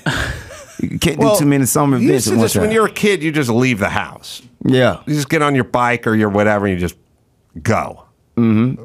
There's none of that anymore. You have to take them and supervise them and sign them up for. I mean, Jesus Christ. Yeah. The world is more crazier, kind of, I guess, now, though. What did my kids both have college funds that are like $150,000 in each one? Did anybody here have any form of a college fund? No, man. Dawson did. Well, we were told we had to work full-time jobs every summer since we were 11 years old, and all of that money went into the college fund. Oh, what'd you have by the time you got out of high school? I don't know, but when I graduated college, my dad said, "How much money you got in your account?" I said, like $600. He says, "Want to buy my truck for $600?" I said, "Sure." He threw me the keys and said, "Congratulations, you have no debt." Wow, that's a good dad. That's a good dad. Chris, man. Zero Burger for college. Yeah. Country Wayne? What? No way. Oh no way. Yeah. The student loan debt. I took my money and bought me something to flip. Anyone in your family put aside Nobody any in money? my family never had $10,000. Yeah, there's nothing. My family was so broke, man. They don't understand, man. My grandma used to invite people over when they come to eat. What y'all want to eat? It's nothing in here. We was broke and we were unrealistic about it. So we never got to the money because everybody acting like they ain't broke. But nah, we was broke, man. My family probably the brokest family in American history. Nobody. You know how you might call a family member? Nobody could have $500. You can't call nobody for an emergency. So it was like that, man. Let's get a Tales from the Cheap. Let's have, like, how All right. poor? How poor? Well, yeah, let's have a pour off. Oh, figure our family. I'm going to win this in here for sure. All right. Y'all talking about college and dads? Yeah. Oh, man, don't. Let's play another game because you automatically lost, man. Well, you're younger than I am, but no one in my family possessed a credit card until they were like in their 50s or even then. Like nobody had a credit card. You couldn't book anything or use anything. There was no, my dad, my mom, my grandparents, 0 credit cards. But they had, my mom was welfare, food stamps. My dad was like a substitute school teacher. But my mom lived in a house, but it was the junker house that her mom let her flop in. Okay, you swinging right now. They're buying old cars, but they had cars, but they never had a new car. You guys have an air conditioner? Nah. Oh, man. Georgia summer with no air conditioning. No, refrigerator used to go out, just be there for decoration. Oh, really? Just to hold something else. It's structural. Where did you live? We lived in a 10 trailer when we were in Millen. We lived in the projects when we were in Atlanta, Georgia. So, yeah, it was bad. Yeah, you're poor and I was. Yeah, I was poor. We stayed by a railroad track, and the train used to come 3 o'clock in the morning. Boom. What'd you eat? Pork and beans, hot dogs and buns, and chopped up hot dogs with something else. It's a lot of hot doggish. Hot dogs, yeah. Hot dogs, noodles, things like that, man. You know, Just stove cheap go junk. out. No heater. You got a kerosene heater. You go to school smelling like pea and oil. It's just, yeah. What'd you drink? Shoot, whatever was there, man. It's crazy. Sometimes we had nothing to drink, but there'd be a wine cooler in there. Oh, really? Yeah. So yeah, it was pretty bad financially, man. It was bad. We got an office poll here. Did your parents have college fund for you? 5 no, 1 yes. Who was the 1 yes? Brad. Oh, okay. All right. All right. So everyone's poor, but the whole point is listen, it's good because you learn how to work. You get humbled. I'll tell you the thing you realize when you're poor and your parents don't like you. No one's going to do you any favors. Yeah. You're going to have to fix it yourself. You're going to have to take care of it yourself. You're going to have to handle it. And you got to be a lot better than the other person so everyone knows it. Mm-hmm. And that's the thing. And when you get a job, you just hang on to it with both hands and you do anything. Mm-hmm. And it helps. Or you become a junkie. Yeah. There's that too. Yeah. A lot of people became that too. Did your siblings land on their feet? Yeah, a lot of them was down, but I pulled them up on their feet. So really? I take care of all my siblings. They all work with me. Everybody got a house. Everybody got cars. Nice. But yeah, so it was. I pulled all my siblings up. Thank God for you. Mm-hmm. Yep. All right. We'll take a quick break. We got some news. Country Wayne's going to hang out, and we'll do that right after this. Hey, O'Reilly. Thank you so much for sponsoring this program. You know I'm a car guy, and I know you're car guys, and that's why it's a beautiful relationship, like a Reese's peanut butter cup. I like to think of myself as the milk chocolate, and you guys as the peanut butter, although I can be flexible. Either way, love your products, love cars, and from one car guy to another, thanks, O'Reilly. I appreciate it. Country Wayne in studio, stand-up special, A Woman's Prayer, streaming now on Netflix. Yeah, I don't think white people are letting their kids play football anymore. It's now turning into a inner city thing. Yeah, man. You know, things turn around in this world. It's other things to do now. like own the team. So, hey man, they training white people right now. Y'all probably training owners. So y'all all right. None of my son's friends play. Like they're not even interested. It's so weird. High school football is like the biggest thing in the world to me. I can't imagine. But they have a million other things to do. It's so much to do now, man. It's like these kids nowadays are really turning to owners. Black, white, it don't matter who you are. It's the ownership of they seeing as content creators. Mm-hmm. That's the new thing now. So everybody wants to put on good clothes, look good online, take pictures. Yeah. Back in the day, we played football and whoever was the most athletic, but they got new ways to be up now. So it's other ways. Well, also, you can't yell at kids anymore. Like I've talked to kids and like I'm quit the team and like why? Coach is yelling at me. It's like that's what coaches do. They yell at you who are on the team, and they're like, "Well, I don't need that shit." And I'm like, "You're not putting up with that at 16 and a half? That's all you do when you play football is get yelled at. That's how it works." They're like, not dealing with it. Mm. All right, what do you got in the news department there? Well, speaking of high school football, there's a story in Alabama where these two high school teams were playing Jackson Olin versus Minor, and they're playing at Jackson Olin. So Jackson Olin loses 27-0, and so as the crowds are clearing out, Minor's band is still playing, and the cops are there going, "Everybody get out!" And they're telling the Minor band, like the band leader, "You got to stop! You got to stop!" And the guy just won't stop. He's like, "We got to finish this song. Just let us finish this song." And get out of my face. There's footage. I'll show it to you in a little bit. But anyway, the band leader, the high school band director, ends up getting tasered. Wow! And everyone is freaking out about this. So we'll show them first getting. Are tasered. they the losing team or the winning? They're the losing. No, sorry, they're the winning away team. Oh, winning away. So you got to let them finish the song if you won. So this is some body cam footage. So right now they took the band director. I did not swing an officer, man. Y'all grabbed me up. And he's saying he didn't swing. The officer's like, "Oh, you swung at us. You're going to jail." He's being disrespectful to me. Like this is already getting pretty heated. I wonder what song they're playing. Oh, I'll play it for you in a little bit. I just want to see it. So attempts to stun the director. It's ineffective. Stun gun isn't what it was promised. Oh, then they got him there. Yeah. Just chaos, right? That is crazy. It's full Sodom and Gomorrah now.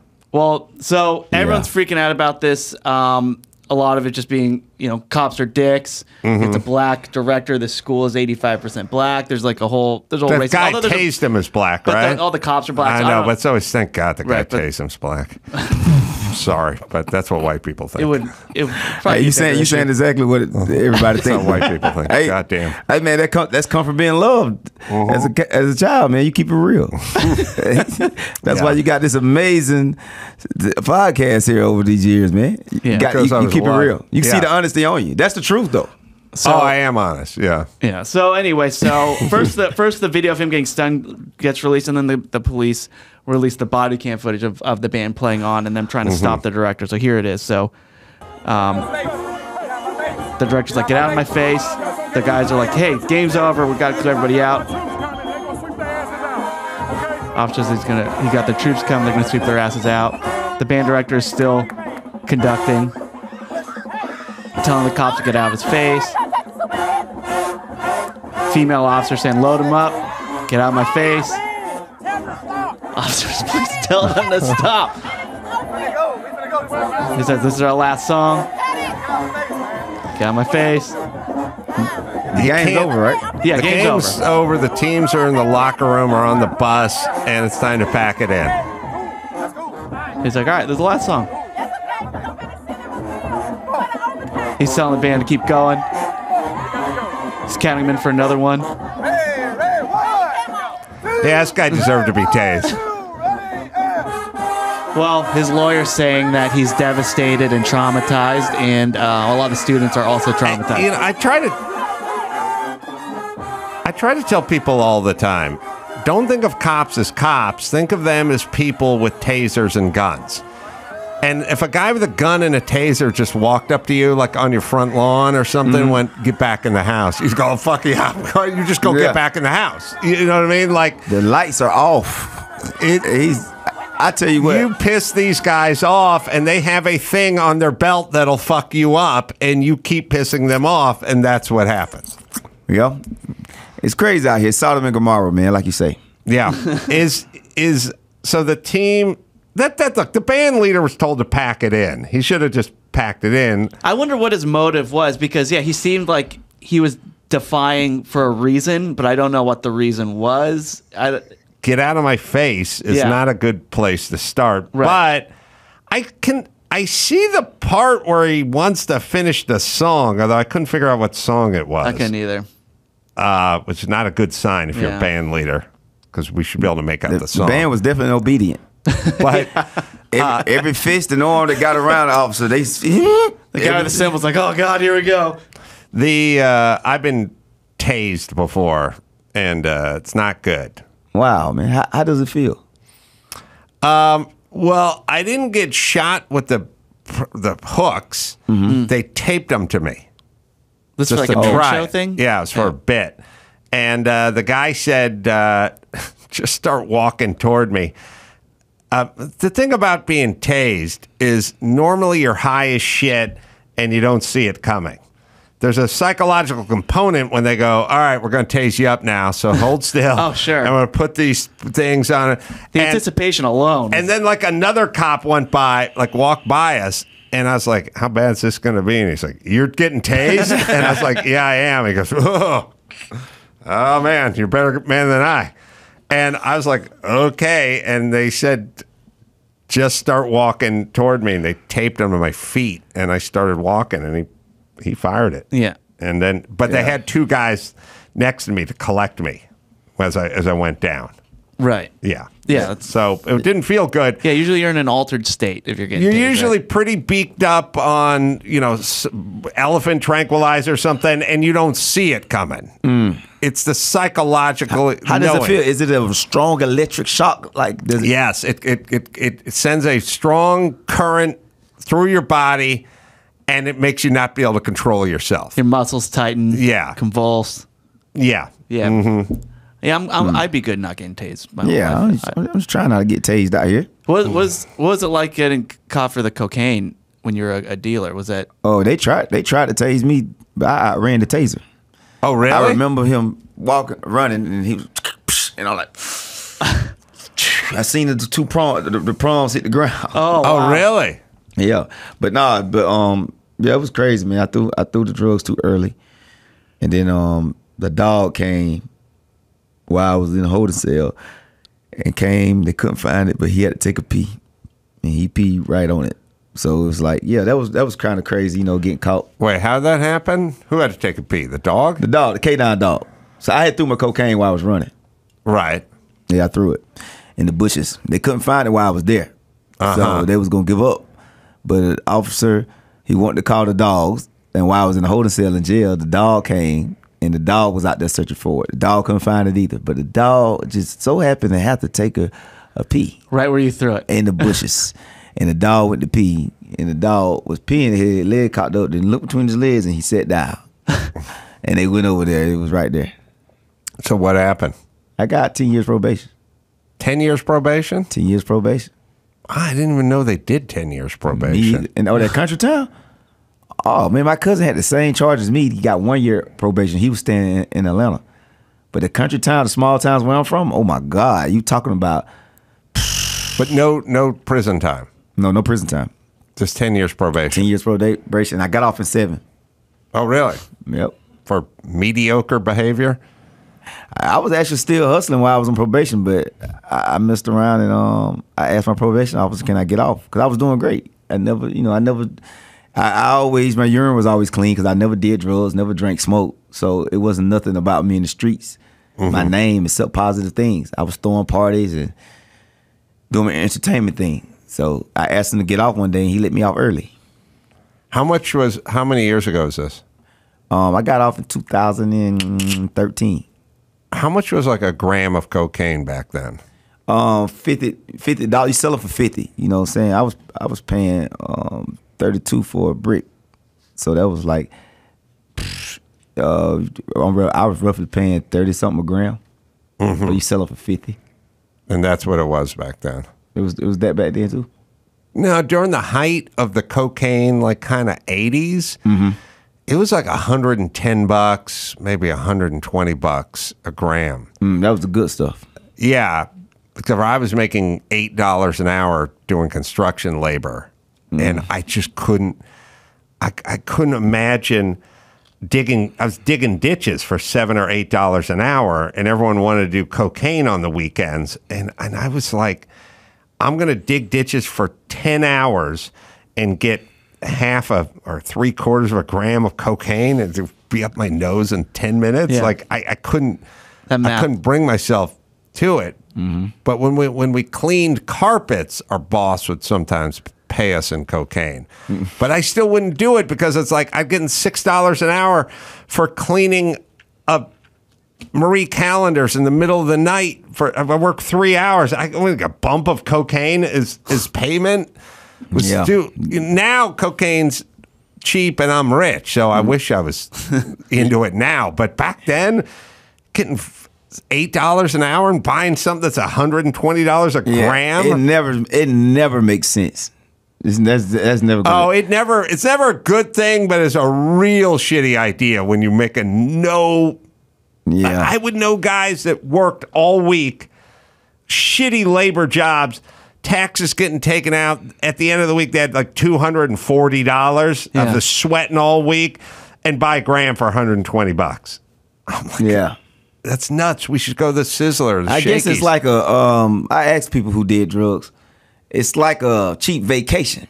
Yeah. In their mind, they get to go to a place without getting on the flight, checking your bag and all that. So it's like wherever they're going, they feel like it's worth it. Yeah. But it's I get the mushroom stuff, but the cocaine is like, oh, God. All right. What else you got? All right. So in Connecticut, there's a story about a man in his garage, kind of similar to you, Adam. Remember that story about that Uber Eats driver who drove up on your driveway, not saying anything, kind of scared you a little bit. You're maybe searching for a weapon. Yes. Because what's this guy doing? Well, a guy in Connecticut had something similar happen to him, but they were looking to carjack him. They were. Yeah, so he pulls in with his Aston Martin convertible in his garage on Sunday, and two masked men just attack him, and the Ring video camera caught it all on tape. This guy's got a healthy garage. Yeah, it does. Some nice cars, so... He's got 2 Aston Martins. So these 2 guys are attacking him. He's yelling, the police are coming. He's yelling for his wife to get the police. These guys are punching him. Car's backing out. Oh. Was the door shut? Now it's shut. And anyway, so the guys get away with the car. What? All right, let me tell you a couple of things, as long as we're telling poor guy stories. I never had car insurance when I drove my truck and worked construction. I didn't have enough for insurance, but I rigged my truck with a kill switch and some stuff so it couldn't be stolen. You know what I mean? And it got stolen, but I found it because I had this switch on the fuel pump, and the guy was only able to drive it like 3 blocks, and I rigged stuff down.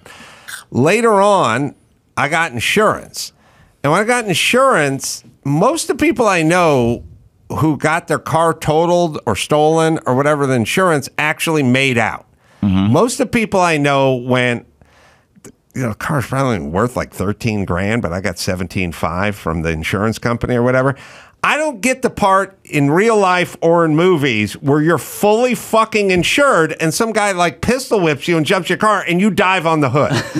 You're fully fucking insured. Let the fucking guys take it. Who knows what weapons they have? Who knows what they're going to fucking do to you? Guy got killed. I don't know, Uber guy. Remember a couple of young chicks killed a guy because he wouldn't like get out of his Uber or whatever, and they tried to push him out. It's not worth it. It's not fucking worth it. You're fully... This guy's got an Aston Martin DB9 or an Avante or V8, whatever. Let the fucking guys have the car. Yeah. You're fully insured. And what's your wife's running out there with a crochet needle, like screaming and chasing? These guys are hardcore criminals who are will beat the shit out of you and your wife, or maybe they have a gun or something. Just fucking let them go. Let it go. Let it go. Let it go, man. So police say they believe the carjackers targeted the guy, followed him home, and they were actually driving another stolen car, dark blue BMW. Then they just made off with both cars. This guy had, from what I could see, let's see that garage shot. He had a V8 Vantage, or maybe it was a DB7, Where was a DB9 convertible. He had the Aston Martin SUV, which is to the left. That's that's 350 grand worth of car. Then he has a Ferrari Lusso to the other side. That's a Ferrari Lusso, and then there's a Cayman or Cayenne or whatever, like a Porsche something at the end. The wife car. He has. There is $1 million worth of cars sitting in this garage. Plus, I mean, sticker it'd be more. But now, what do you do with the high end shit? Like, what do you do with the high end cars? You ship them to Dubai? Like, how's it work? You're not parting them out. Like, you're not stealing the catalytic converters like it's a Toyota Camry or something. Something you got to do something with this car. Yeah, and what's the reason? What's the end game? I don't think the young guys are just joyriding this thing. They got dispatched by somebody who's going to ship these things in like shipping containers to Mexico or something. There's got to be something to it. They definitely have an outlet. Yeah. I just don't. I didn't even. I'm trying to see where was this at? What city was this in? I don't know what city. You said Connecticut? But it's Connecticut. But here's the next sad thing is LA is what they tell you too. Like, if you got a nice watch, don't wear it. If you got jewelry, don't wear it. If you got a nice car, like, thanks, cops. Thanks for the help. You know what I mean? I know, right? The plan is everyone dress in a potato sack and stumble around like you're a fucking hobo so no one will rob you. How about we get the law enforcement working a little bit better? Yeah. Speaking of jewelry, I mean, and watches, Country Wayne came in here.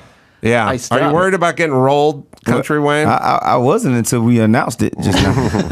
I thought I was just fine, man. Feel like they listening now, man. I don't even. I had a psychology professor at a junior college that I went to for 6 months.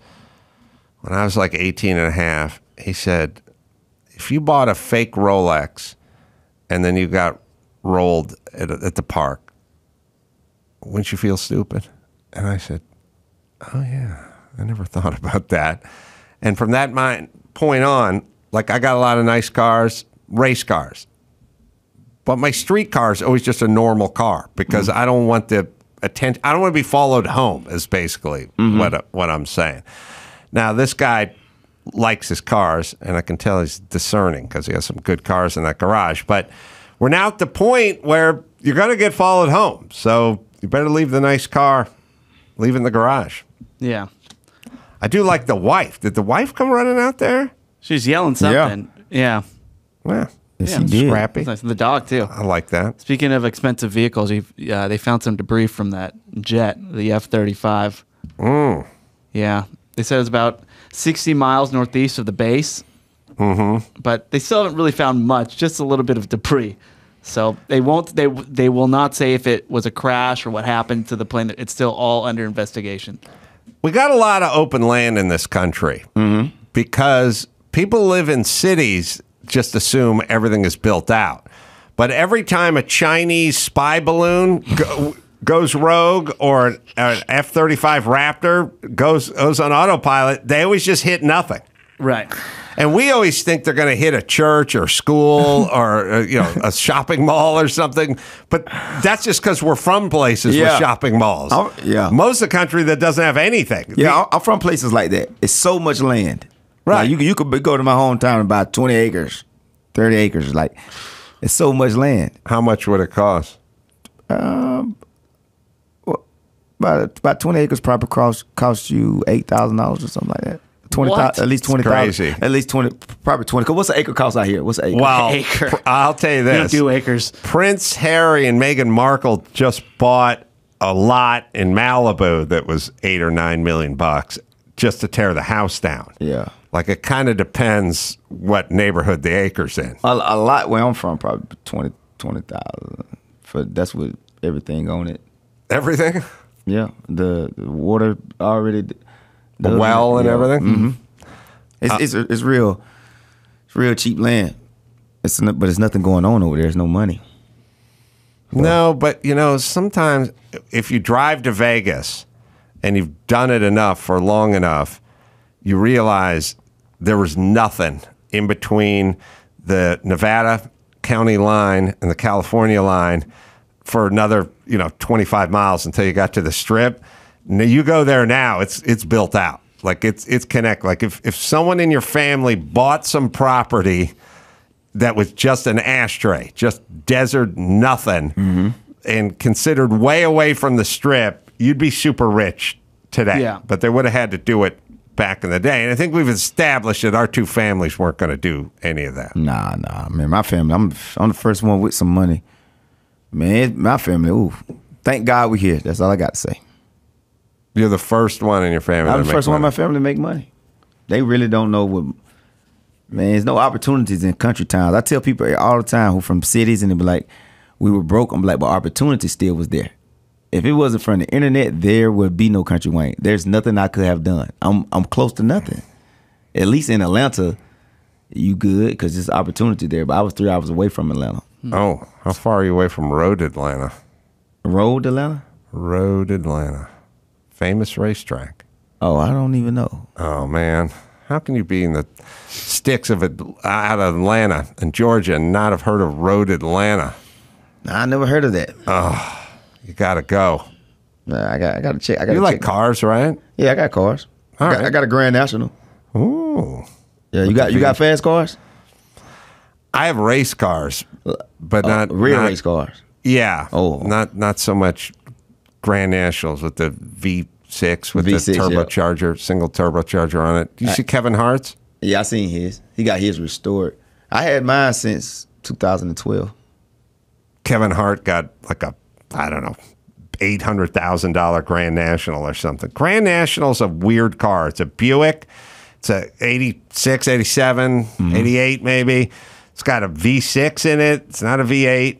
It's got one big turbocharger on it, and people like that car. It's inexplicable, but they like that car. Kevin Hart loves his Grand National. I saw it. You saw it in person? Yeah. Oh, yeah. I never saw it in person. It wasn't like I was at Kevin's house or anything. No, It's like at SEMA or It was something, parked right? at SEMA in Yeah. Vegas. I went and saw It's it. on display. Yeah. All right, let's do one more. All right. Well, just a quick correction. So the F-35 is a Lightning II. The F-22 is the Raptor. Oh, the 22 is the Raptor Yeah. and the 35 is the Lightning. Yeah. All right. Okay, So I want to talk about this with you too. There's this poll that came out between younger men and women about red flags. And I'm glad Country Wayne's here because Country Yeah. Wayne knows women. Oh, yeah, Like, man. He has the receipts. I'm the womanologist. Yeah. And a woman's prayer. A lot of insight on a woman. He Women. knows them inside and out. And if he pulled out on occasion, he wouldn't have 10 kids. So You forgot, you know them inside, but you got to know them out, Yeah. too. Oh, my God. Occasionally got to come out. You gotta get out of there. It's a tingling feeling they used to get me. Yeah. But when you're blessed, even when you're coming out, it just take time, man. Are you blessed downstairs? It just take a little bit more time to come out of there, man. All right, so, All right. So there's between millennial and Generation Z women, there was a Bay Area based polling firm that surveyed a bunch of these people, asking what their red flags would be for dating preferences and politically and things like that. So the research revealed, and you can put up the chart, Ben, if you have it, that 55%. I'll just go in order. So women, you can keep it up. So women, 76% of women say that it's a red flag if the man identifies as a MAGA Republican. Oh, yeah, they won't tolerate that. Yeah. But they'll bet they'd get a guy who's probably in a better tax bracket and a little more responsible too, but they don't care about any of that shit. When they get older, they probably will. And by the way, men, they said 59% of men said that about women. So MAGA women. That can't be true because a lot of MAGA people are married. Right. But they're married before they were MAGA. First marriage, then MAGA. That's the order. Yeah. This one was interesting. So both the majority of men and women, 66% of women and 60% of men, say it's a red flag if the opposite sex has no hobbies. Oh, I'm with you. Gotta have a hobby. You gotta have a hobby. And your hobby can't be a bullshit hobby. Like, I like watching videos on cooking. And that's not a fucking hobby. Walking is not a hobby. And reading is not a hobby. Hobby means you got to go buy shit at a place and bring it back and put that shit together. I like to have wine with my friends. Yeah, drinking with your fucking friends makes you an alcoholic. It's not a hobbyist. You got to build a ship in a bottle, and it's not a wine bottle, bitch. It's a ship bottle. Is that true? Were women interested in if you had a hobby or not? Oh, yeah, but I thought kids were a hobby. Well, they can be. With kids, they take up all that time. I don't understand how people got time if they got kids. Seriously, people have to have hobbies because hobbies show that you have a diverse interest. Yeah, and they also teach you lessons. When you do things, when you create things, when you build things, when you construct things, they then take that into all other forms of life. Like it helps straighten your head out. You don't sit and stew in your own juices like you're just sitting there getting angry watching CNN or whatever it is. You have a hobby. The hobby will take you away.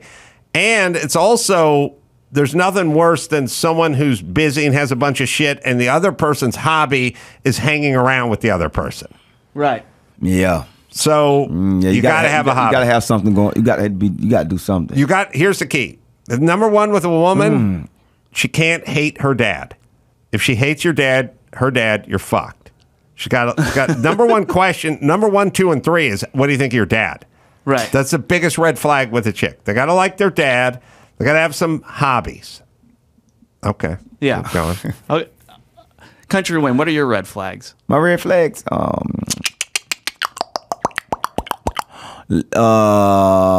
First of all, you got to have your feet right.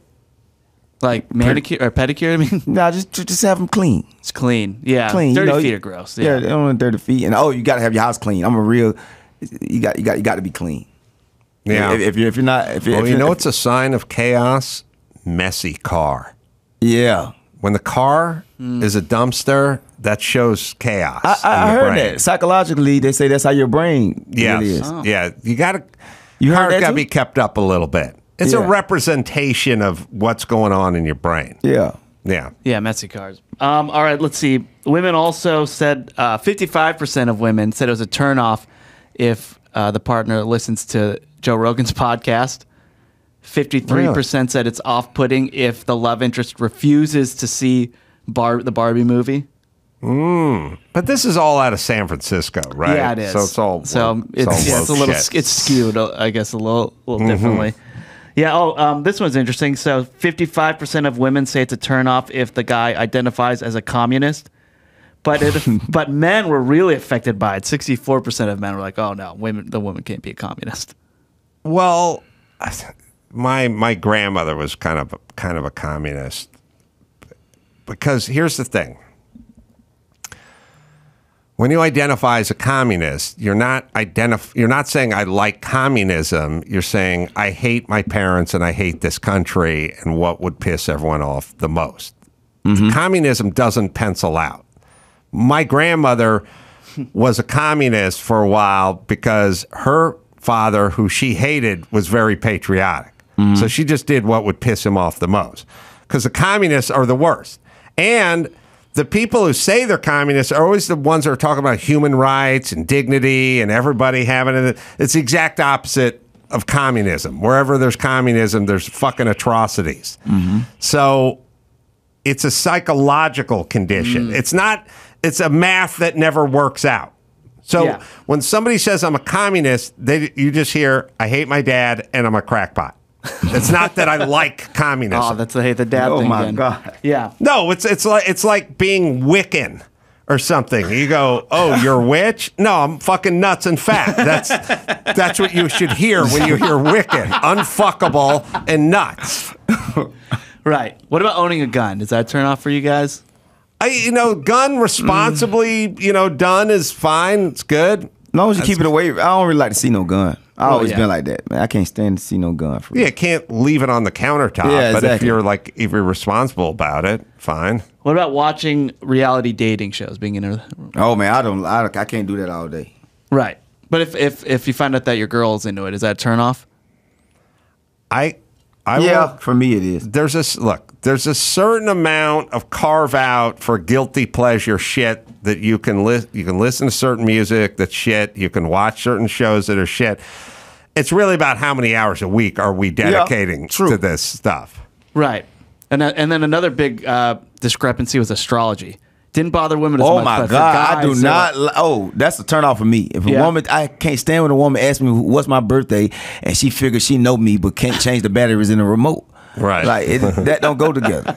Like astrology, that astrology thing. Oh my God. Yeah. Astrology is just like Wiccan. It's just like communism. It's like all we hear is fat and angry. I know a lot of women who are into it too. Astrology, it's not that we don't like astrology. We hear crackpot. Like, there's certain things, like you talk to certain people and there's like, this guy's really into Scientology. And you go, oh, fuck, I don't want to deal with that guy. Right. Because it's not because you can hang out with Tom Cruise. He's into psychology. But this person sounds a little nutty. Oh, yeah. I meet somebody and she's like, oh, you're a Scorpio. I'm like, right. What does that mean? No. What do you mean by that? I know. Don't hit me with the And then they always knew it. They always go, oh, I knew it. Well, why'd you ask, bitch? Why don't you just announce, here comes the Scorpio into the room. You don't have to ask shit, Hey, what's my son's name? I know it. All this astrology stuff, I'm not with that. Right. Yeah, but it's more of a glimpse into the psyche. Yeah. It's astrology. It's the messy car. It's the hate the dad. These are red flags. Those are the red flags. Yeah. Mm-hmm. Regardless of where you live, San Francisco or anywhere. Yes. Yeah. Yes. And then there were other ones too, like women say that let's see how much people that frequently post on social media. It would bother 19% of them. Mm-hmm. But a lot more men were bothered by it if the girl's posting on social media too much. Because they're showing titties.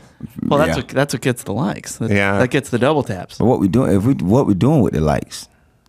I know people just like it. It's a positive affirmation that you get throughout the day. I'm sure there's something chemically that happens to you. You're very good at this chemical stuff, man. I've been paying attention. You're a chemist. I think there's something going on. I listen. Needing the positive strokes and affirmation from strangers is not a good wiring. That's what I'm saying. Now, that's look, all we're getting. That's our business, so don't get me wrong. But I agree. That's a red flag. But across the board, as far as a green flag goes, both parties or both sexes prefer the other party to read. To be able to read. Yeah. Or that they do read. Not be able to read, but that they do read. Oh, that they take time to read. Yeah. Well, I'm out. I got none of that. Yeah. I don't do any reading. Do you read? Oh, yeah, I read the Bible every day. Oh, you read the Bible every day? Yeah, I read the Bible 8 times. I'm on my ninth trip now. Really? I keep starting over from the beginning and go through it every day. Wow. Mm-hmm. That's commendable. That's not a red flag. Oh, that would be to that chick from San Francisco who's the communist. She fucking hates your ass. Country, Wayne, let me give you a plug here. A Woman's Prayer on Netflix as we speak, 1 hour stand-up special. He's got live shows all over the place, too. And if you want to find dates, you go to Country Wayne with a K. Mm-hmm. CountryWayne.com. Sparkly suit. Thanks, man. And Siobhan's movie, Shelter and Solitude, out October 6th, so you can look for that.